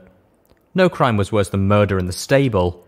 Killing another mare was robbing the stable of some pony needed to keep every pony alive. But if the Overmare was up to something... I trotted to the armory door and hoped I wasn't going to set off an alarm or something. Normally, Brandybuck would be stationed just out it during C shift, but she'd left with the others. Can you open this? He glanced at it and then moved over to the terminal next to it. Maybe, with some time. I unlocked the door with the terminal. He caught my surprised look and rolled his eyes. Look, don't you have a mare to warn? Right. He was a smart pony who knew about locks and terminals, and despite being a male, probably a lot of other things that I didn't. Great. Even the males were better than me. Enough of that. Now was definitely not the time for self-pity. Okay, I'll be right back. Oh, how I hoped I'd be right back with Mum and all of A and B shifts behind me. I picked my way down to the atrium and heard the Overmare and Daisy's voices raised in argument. But with the echoes in the distance, I couldn't make out specifics. I crept across the wide-open space, trying to use the reinforcing columns as cover. Then Marmalade glanced across the atrium at me. She blinked, and then gave a simple smile and a little wave of her hoof. Smiling slackly, I returned it and nipped into the cafeteria before any pony else noticed. My heart hammered in my chest, and I didn't dare glance back towards the tiny chamber off the atrium. I didn't know what the Overmare was planning, just that it was time for the shots to be called by a smarter pony than me. I scrambled down the stairs past the medical clinic and the other support rooms. I was in such a hurry that I smacked my head on the door to the living quarters before it fully recessed into the ceiling. Eyes watering, I rubbed my noggin and clenched my teeth. "Mum! Mum!" I shouted as I raced to her room. Then I saw that her bed was neatly made, and for a moment I felt my heart stop. She wasn't here. Why wouldn't she be here? She was always here! Except now. I sat hard on my rump, thumping my head with a hoof and not helping my headache at all. "Think, Blackjack! Think, think, think!" Unfortunately, saying it didn't really help my brain any. Her tag! I punched it into my pip buck and brought out my EFS. Then I turned in a circle, looking for the little arrowhead. Nothing. I screamed a little in frustration, beating my hooves in front of me.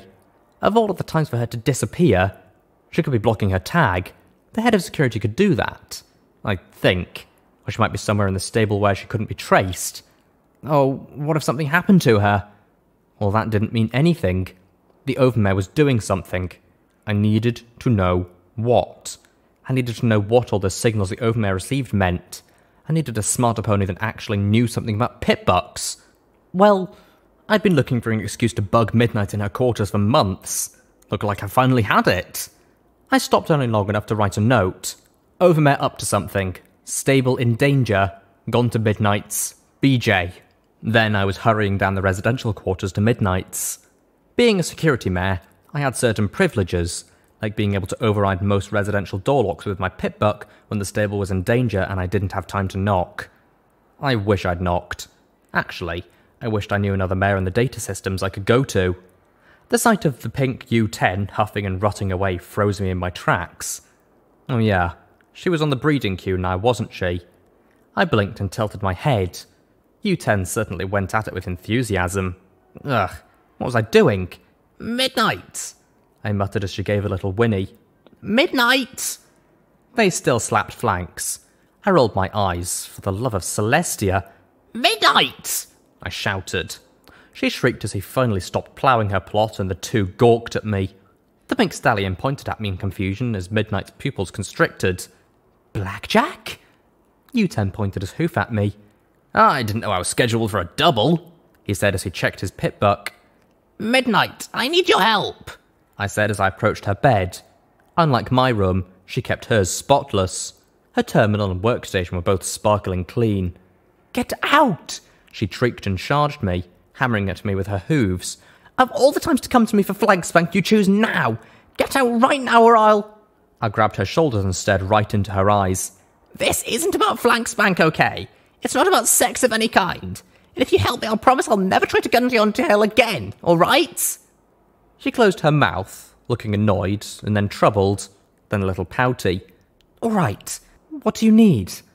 "The overmare's getting some signal from outside the stable," I explained as I found the recording on my pit buck. "I need to know what it's saying." Playing the odd string of beeps and boops finally seemed to convince her I was serious. She gave me one last long glance and then sighed, trotting to her workstation. "You are going to owe me so much for this, Blackjack," she muttered as she activated her terminal, her horn's magic pressing keys infinitely faster than I could. She attached a cable to my pit buck. U10 hummed to himself as he stood patiently off to the side by the door, looking over Midnight's knickknacks. Midnight's roommate was nowhere to be seen. No surprise. I knew I wouldn't want to be around another mare on the queue. Probably. "It's a stable tech transmission code, alright. An old one, too. None of our stable security modifications," Midnight said softly as she worked. Time was crawling by, and I kept swapping my tag back and forth. Mum was off to the system. Daisy was by the main entrance, I thought.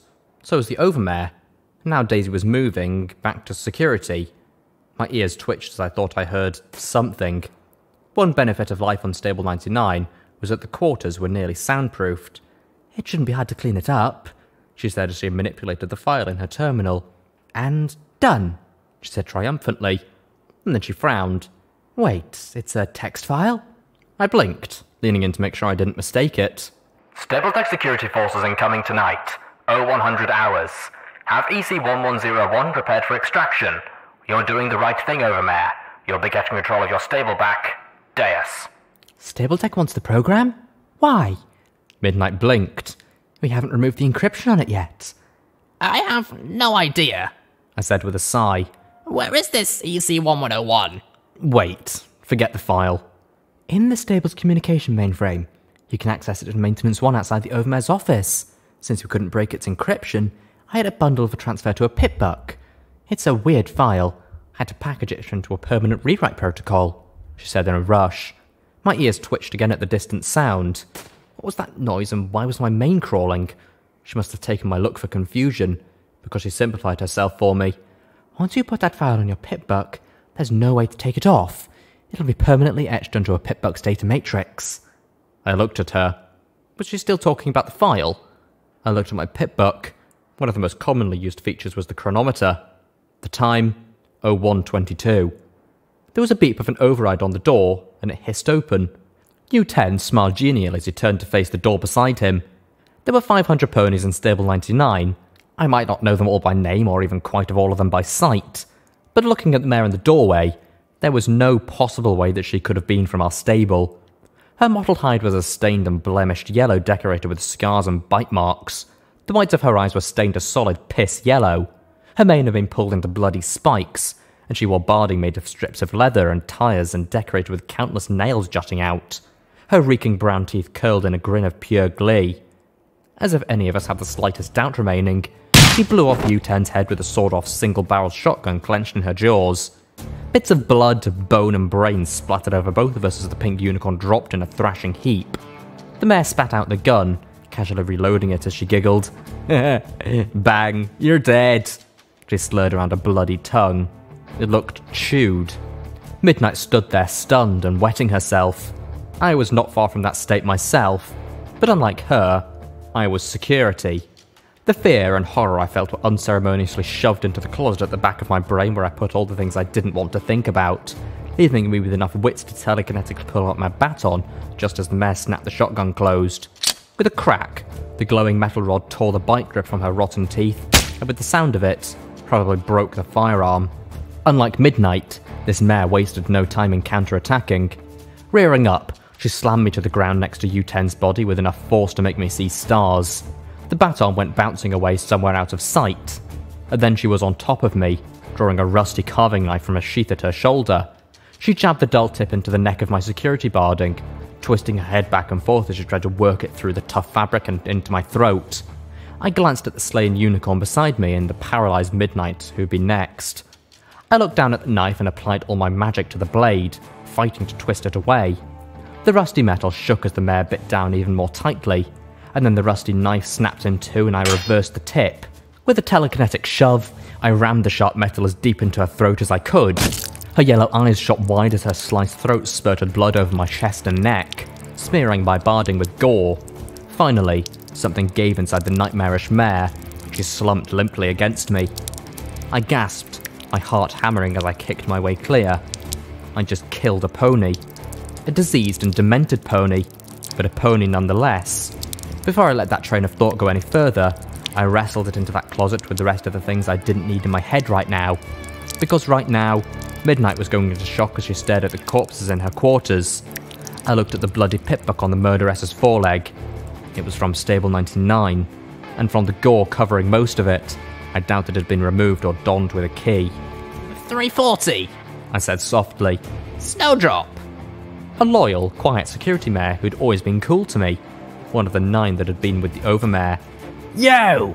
rasped a pony from the door, a unicorn floating a rusty razor blade in front of her. I found something better, I hoped, in the rusty 20-gauge shotgun dropped by the earth pony I'd just killed. I didn't even need to use the mouth grip.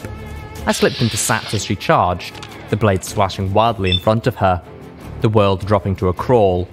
In the spell, I could target her legs, body, or... Time crawled forward, and the cone of lead blasted out the end of the shotgun. I watched with sickening clarity as the lead abraded her face. She screamed, slashing blindly, kicking and biting in a frenzy. I grabbed her with my hooves to hold her still, reversing the butt of the gun and bringing it crashing down on her skull.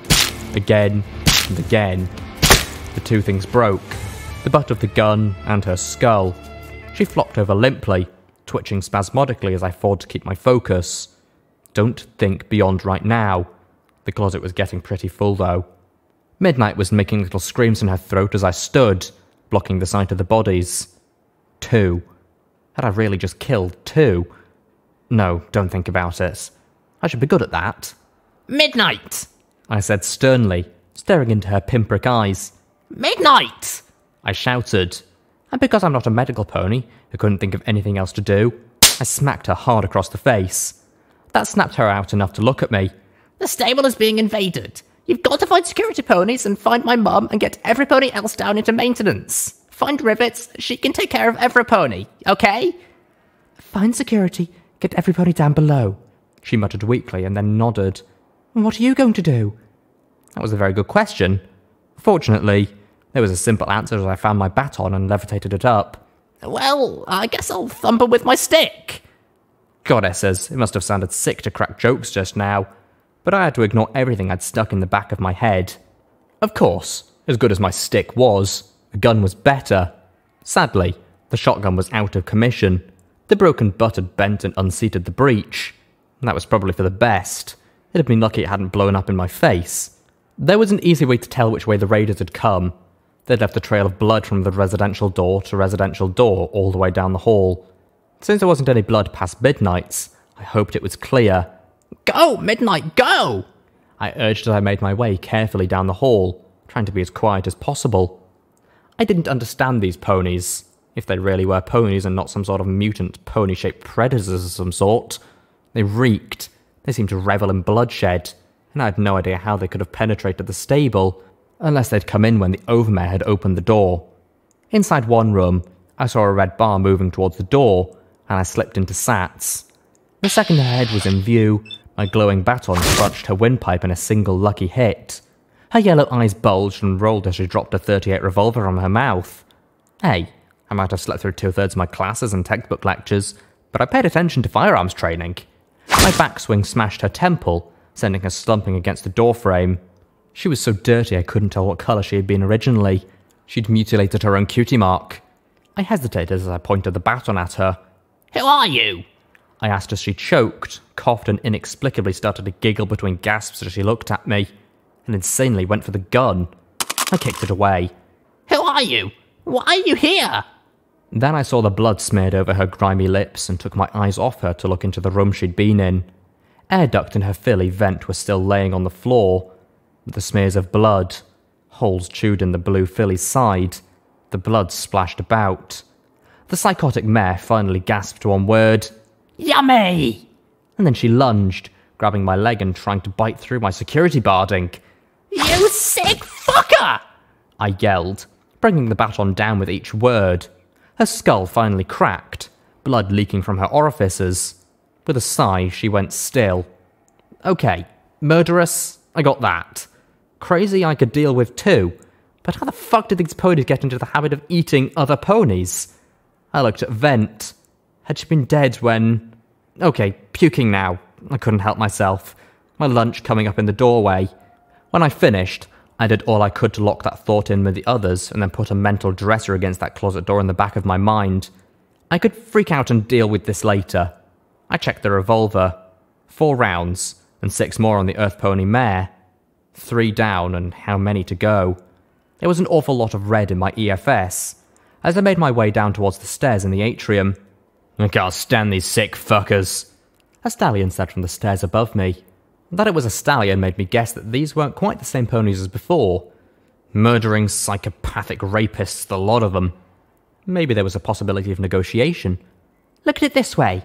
They'll exhaust themselves with killing every last motherfucking pony in here, then we can get rid of them easily, a mare answered, snuffing any thoughts of working out a deal before continuing callously. Dares gets that program he wants so desperately. My boss is happy. The Reapers are happy. Every pony wins. Except my damn stable, you mule. Makes me wonder what's so damn special about it. The stallion muttered as I crept up the stairs. Dares just grabs a dozen of us at random from the arena, trots us out here, fetches these nutjob raiders, and waits for the stupid cunt to open the door. It's smart. He knows a flash filly like me would never work with a half-heart gang loser like you to screw him. This way, every pony gets their caps and every pony's happy, the mare said matter-of-factly. I could make out her head now, and I pointed the rusty .38 revolver at it. I licked my lips and swallowed. All I had to do was pull the trigger. Just pull the trigger. But she wasn't like the other murderers. She seemed sane, if callous and wicked. Somehow, I had no doubt she would have the same hesitation if I were in her sights. But that was the difference.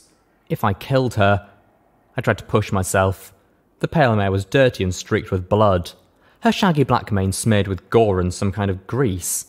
She had a necklace of cheap-looking gemstones. If she was a pony, a person, how could I just shoot her? Then she glanced at me, and her eyes widened and then narrowed as she smiled. "Oh, stable pony's got a piece. Bet she can't fire it," she said as she ducked her head into a leg holster and drew a weird metal box with some mouth grip. It didn't matter. If she was pointing it at me, I doubted it was anything good. And from the look in her eyes, the pale earth pony was dead certain I wouldn't fire back. I wasn't sure I could either.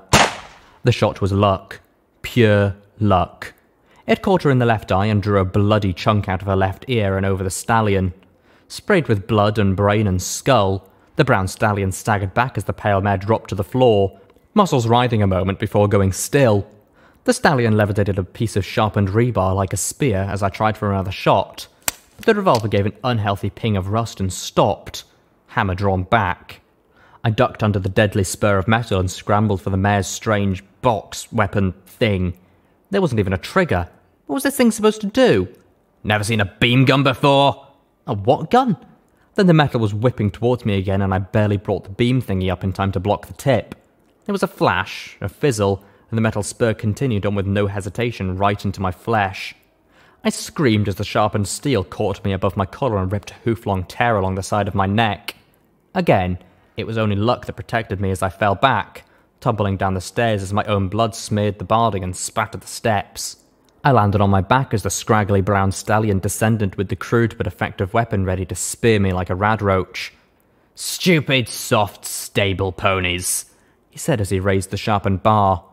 I watched, unable to move, sure I was about to die.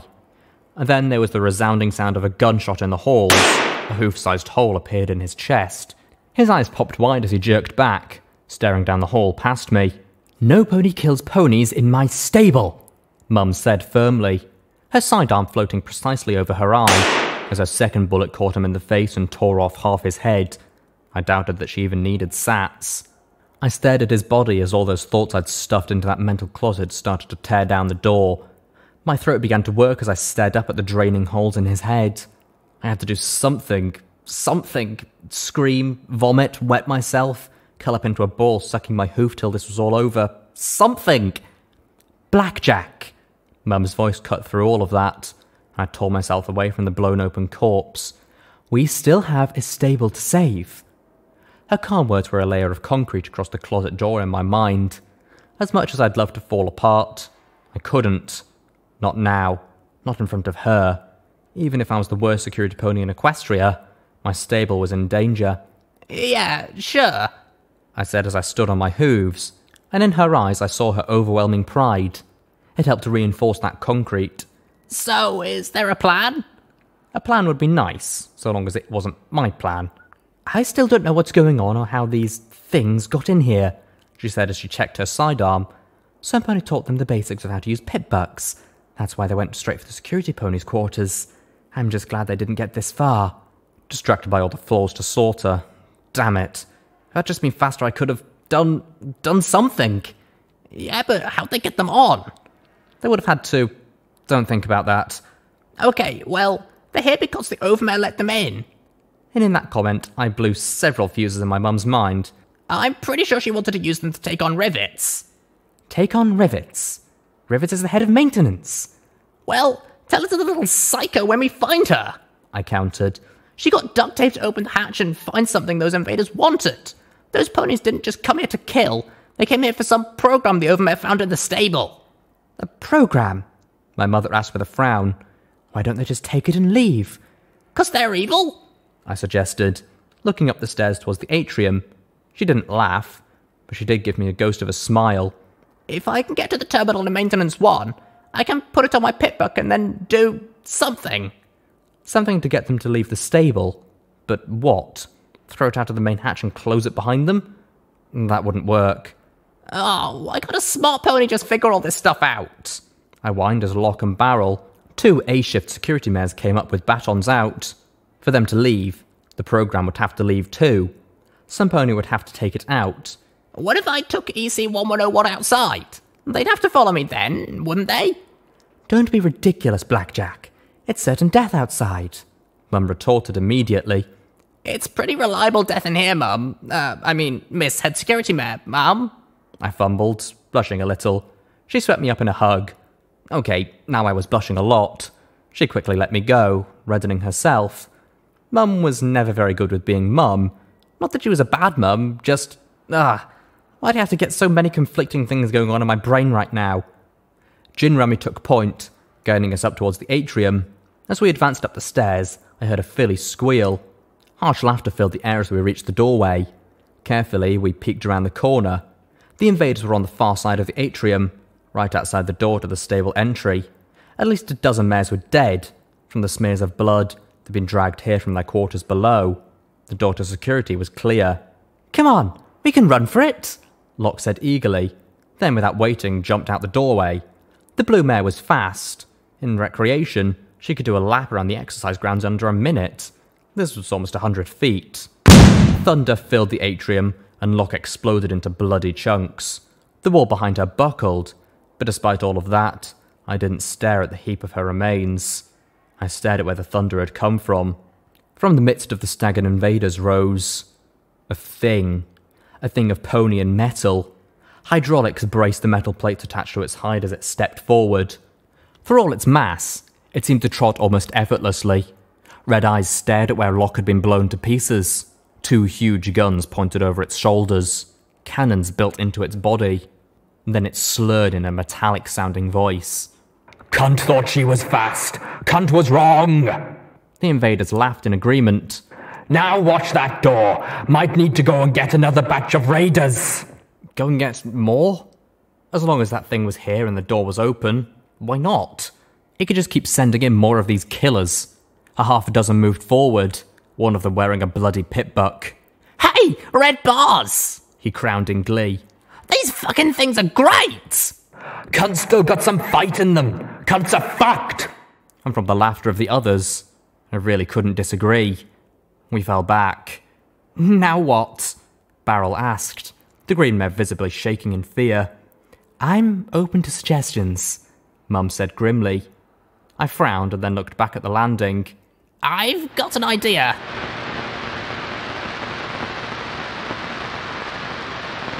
This was a terrible idea, but it was mine and the only one we had. I'd chucked my security barding and was now putting on the ratty clothes of the unicorn mare. Our colouring was close, and Mum was blackening the red in my mane with grease from a maintenance closet. Good thing your horn is so small, little fishy, she said, finally past all her arguments about why this wouldn't work. Mum was lavender, Barrel was green. I was the only filly that looked close to the mare I'd killed. Mum, I'm about to pretend to be a psychopathic wild pony, I replied flatly. Please, don't call me that. The last thing I needed was that stupid name, and her talking about my horn, which wasn't that small anyway. It was just compact. That was suicide, Barrel muttered as she smeared more dirt in my mane and tail. Then they won't expect it, I said. How are you going to get past their EFS? Barrel countered. I rounded on her. Barrel, do you want to do this? The green mare looked like she wanted to crawl under her bed and cry. I knew I did. I looked at Mum. How am I going to get from security to entry, though? Folks will notice too soon if I just trot out past them. There's a passage from the Overmare's office to the main entry chamber. The Overmare's grandmother used it to sneak out of her quarters after curfew, Mum said as she transferred a code to my pip-buck. That should get you through. I doubt that even the Overmare knows it exists. She sighed as she looked me in the eye. Are you sure you want to do this? I'm the only one who can, I replied evenly. It wasn't like there were countless pale security mares. The only other two were Daisy and Snowdrop. So if I make it, close the stable up as quick as you can. Heck, I'd reseal it if I were you.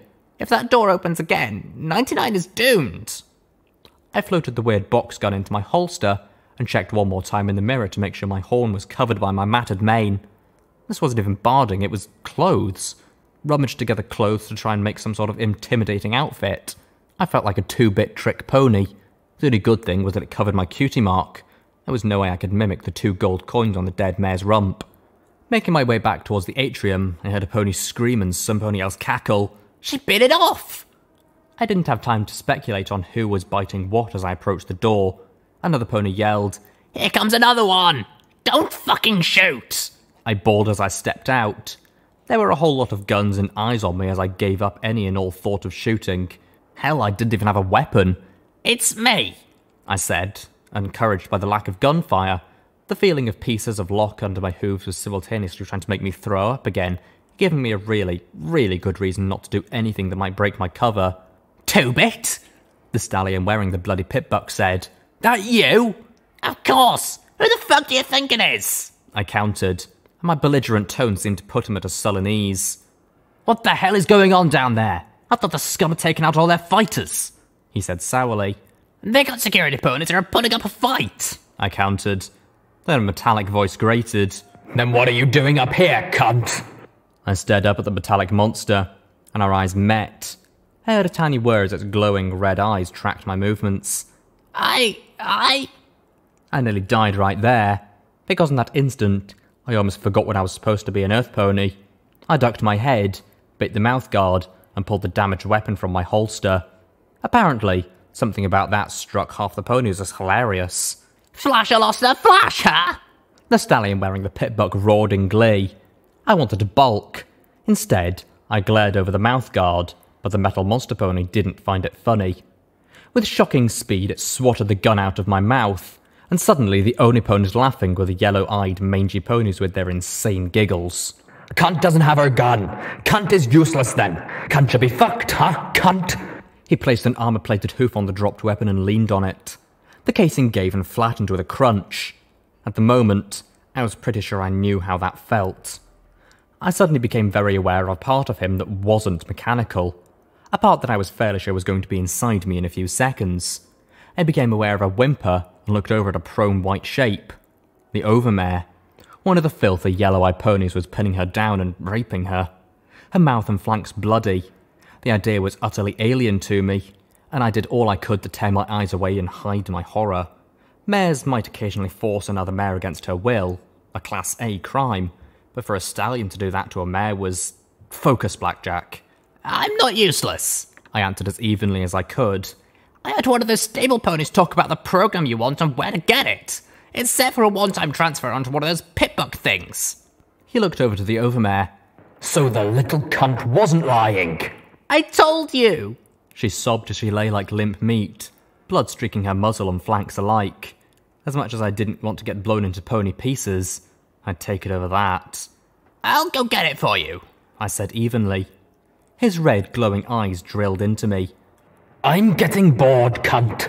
15 minutes and I'll make my own door, he said with a nod at the huge cannons. A brown unicorn stallion stepped forward. You can't, Deus. If you destroy the terminal, Sanguine will never get the file.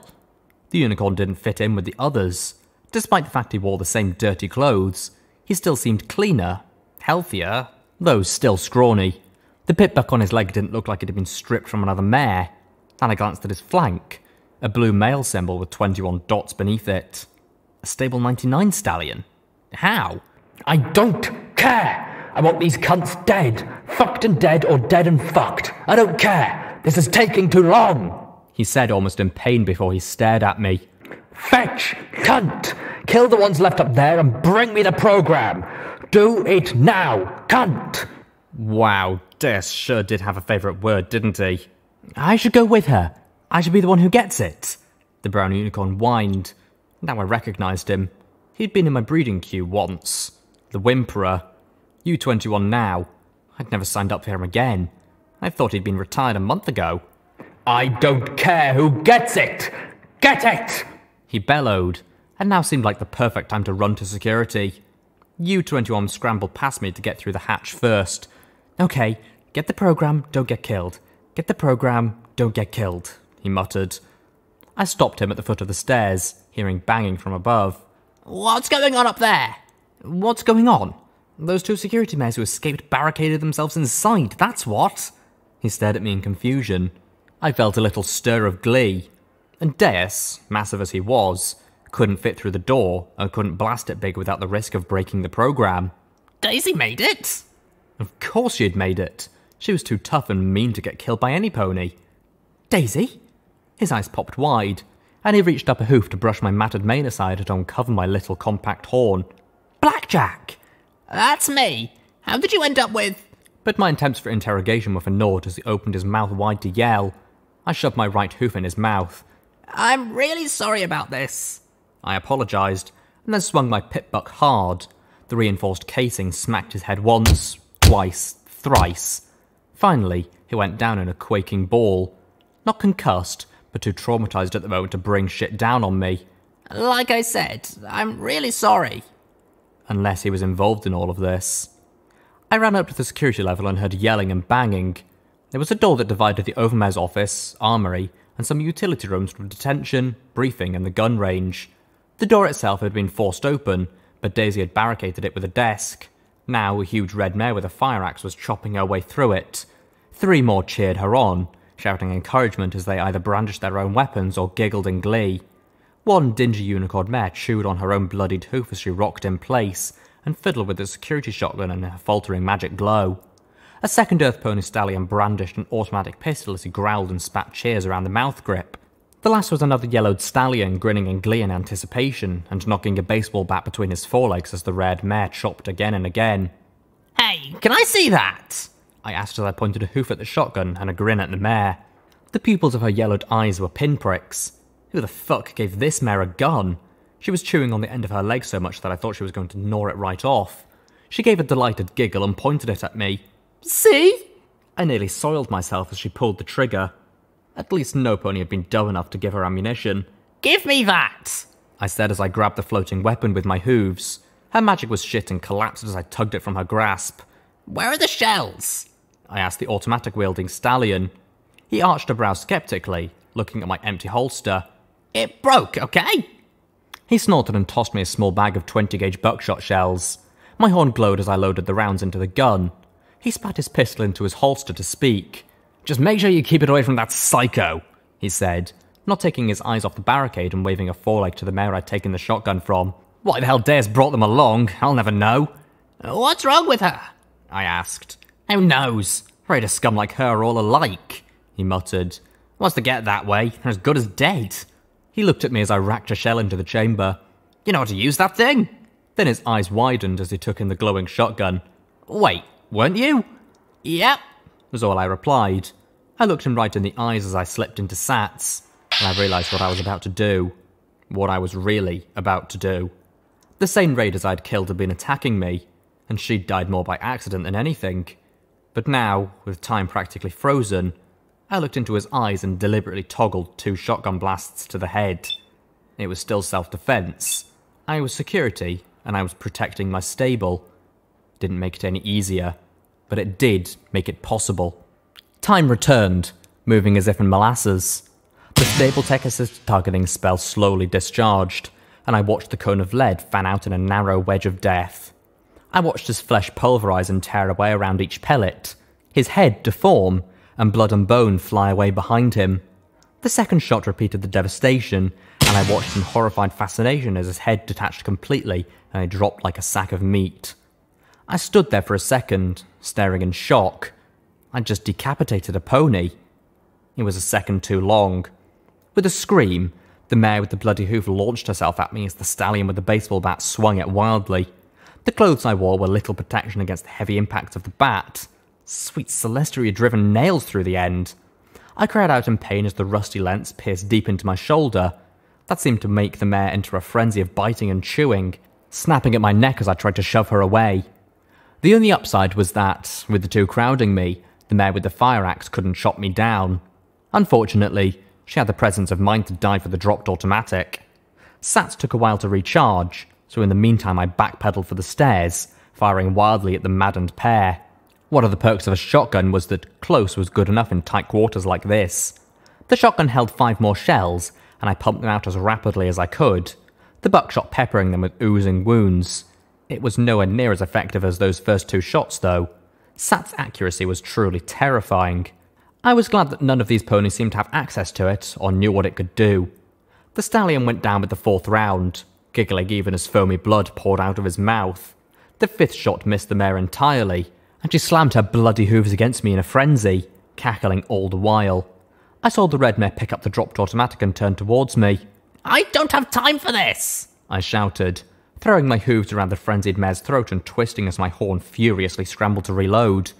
The pistol's 9mm rounds thumped into the mare with abandon. Clearly, these psychotic mares were disposable.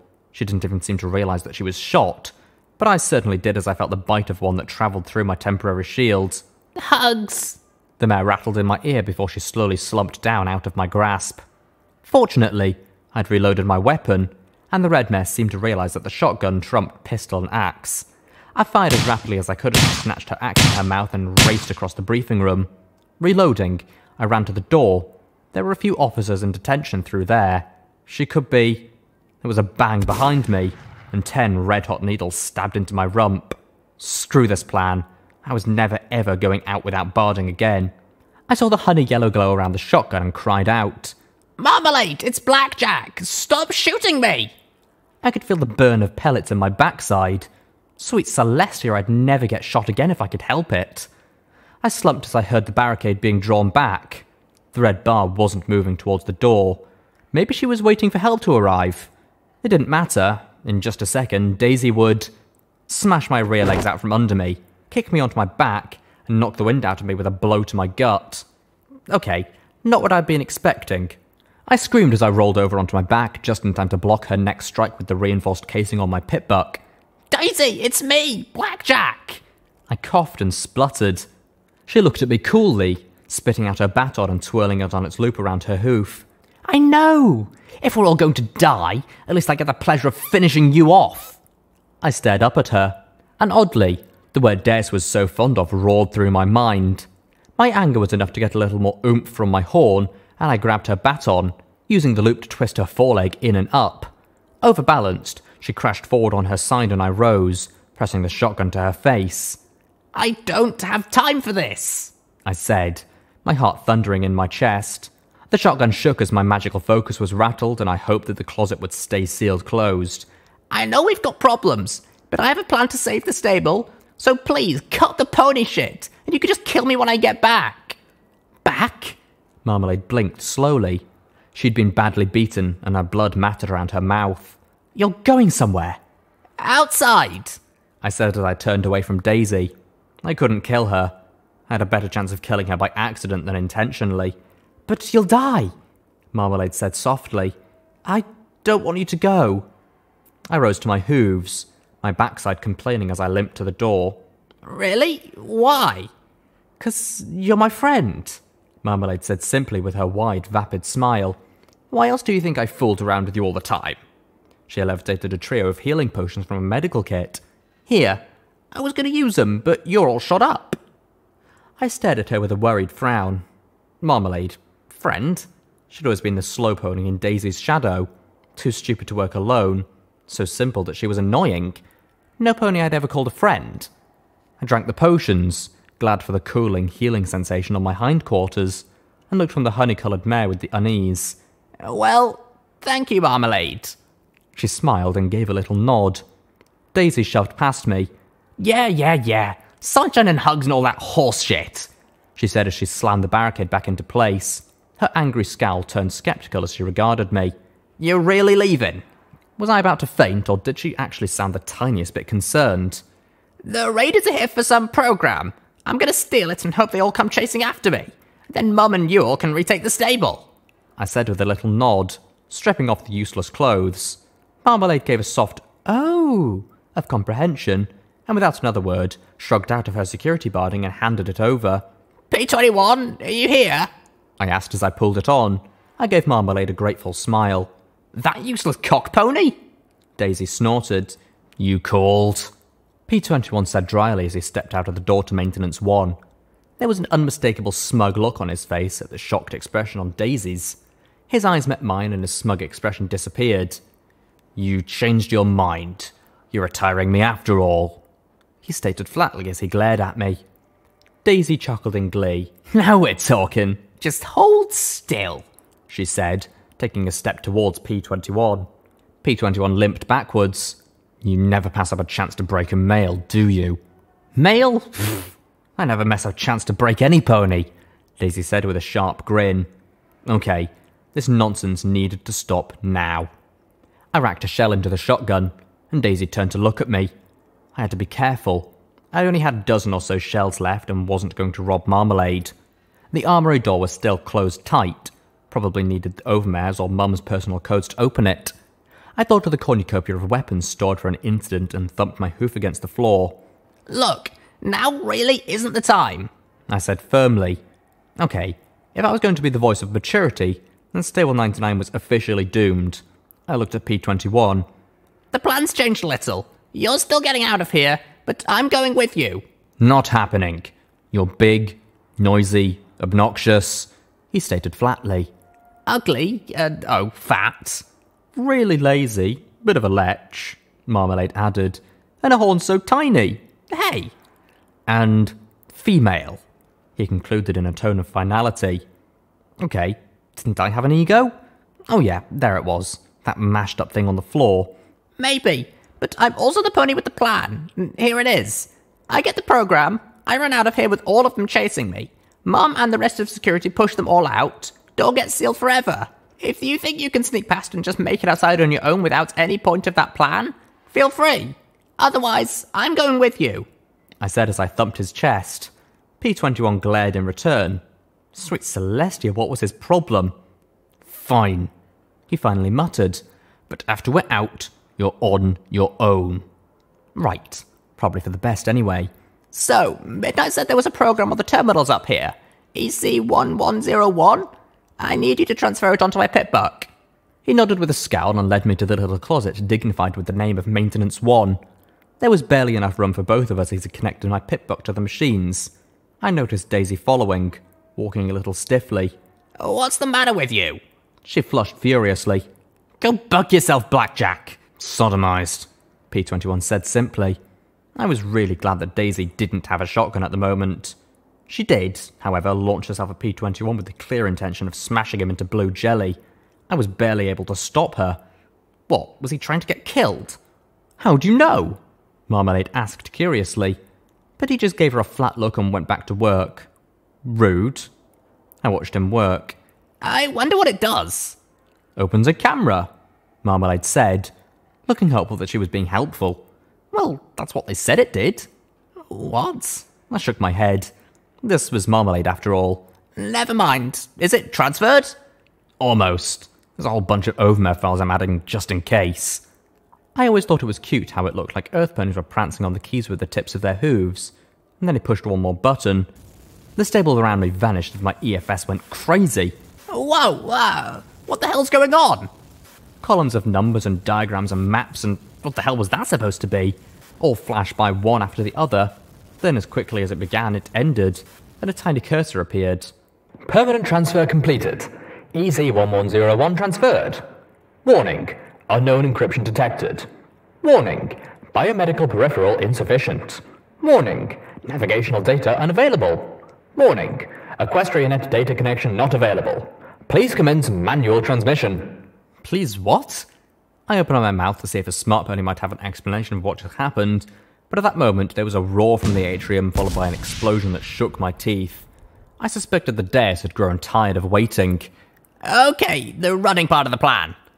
Problem, he muttered, pointing to his injured leg. Oh yeah, that. I pulled out another syringe of Med-X, jabbed it into his leg and injected the painkiller. Problem solved. I could have used some myself. I had a hell of a headache from that light show. We moved into the Overmare's office. The room looked ransacked. It had probably been searched before Daisy and Marmalade got away. If they hadn't guessed the program was in a little room next door, it would look like somebody had pissed all over the Overmare's huge ring-shaped desk. It was still intact, as was an old piece of paper taped behind it. The title caught my eye. Enemies. ENEMYS. Was crookedly scrawled across the top of the page in large block print. There were a lot of names on that list. Topping it and circled Overmare. She counted herself as an enemy. Rivet's name was right underneath it. Mum's name had question marks around it. Daisy is on it. Not me, of course. Oh, wait, there I was. At the bottom. Focus. No time for this. I accessed her terminal and used the code Mum had given me. The desk hissed as it slowly rose into the air on hydraulic legs, revealing stairs disappearing into the gloom below. I activated the lamp on my pitbuck and threaded my way down with P21 right behind me. A minute later, the desk closed behind us as another impact reverberated through the stable. We moved down the hall to a second door, and I used the code again. Slowly, it opened. Very thankfully, the noise it made was relatively quiet compared to the racket in the atrium. The entry hatch to the stable, a massive cog-tooth-edged slab of metal, was rolled away to one side, and a long, rough rock-walled tunnel led up beyond. Bones lay crushed on the other side of the door, mashed by the entry of Dares and his raiders. Better get a head start, I warned P21, nodding to the tunnel. He nodded back and began making his way out.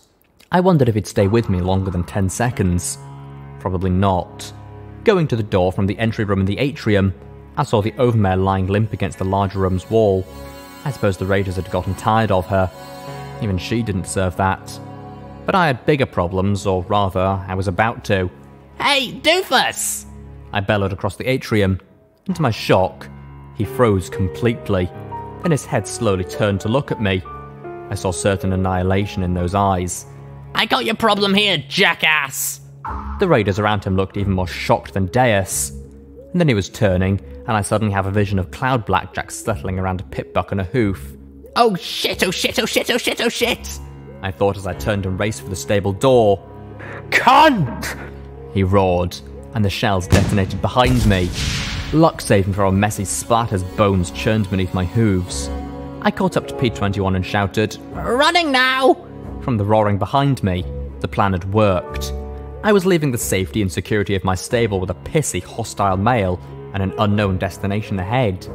A mechanical nightmare of a pony of death behind, and a mysterious program that apparently sparked it all. Odds were that if I survived the next 5 minutes, I'd be wishing I were dead inside a month. So, why was I smiling so much?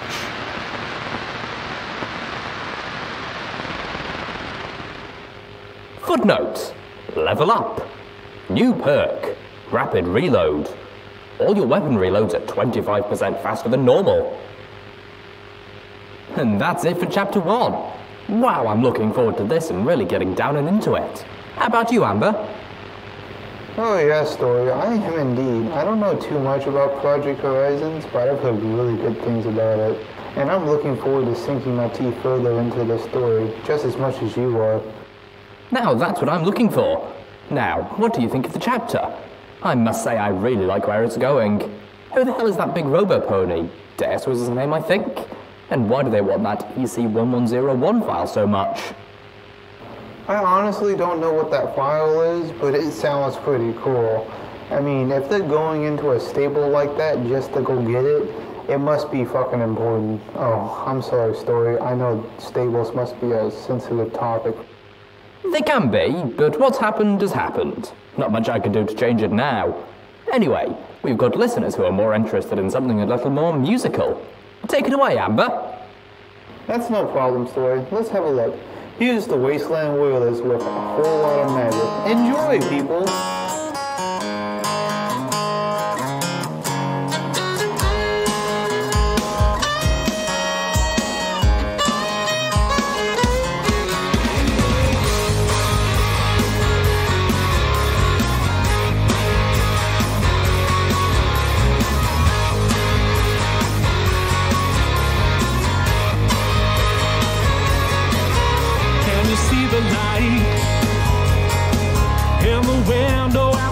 Of the stairs, I guess she's up late again, divining mysteries and books she shares. She'll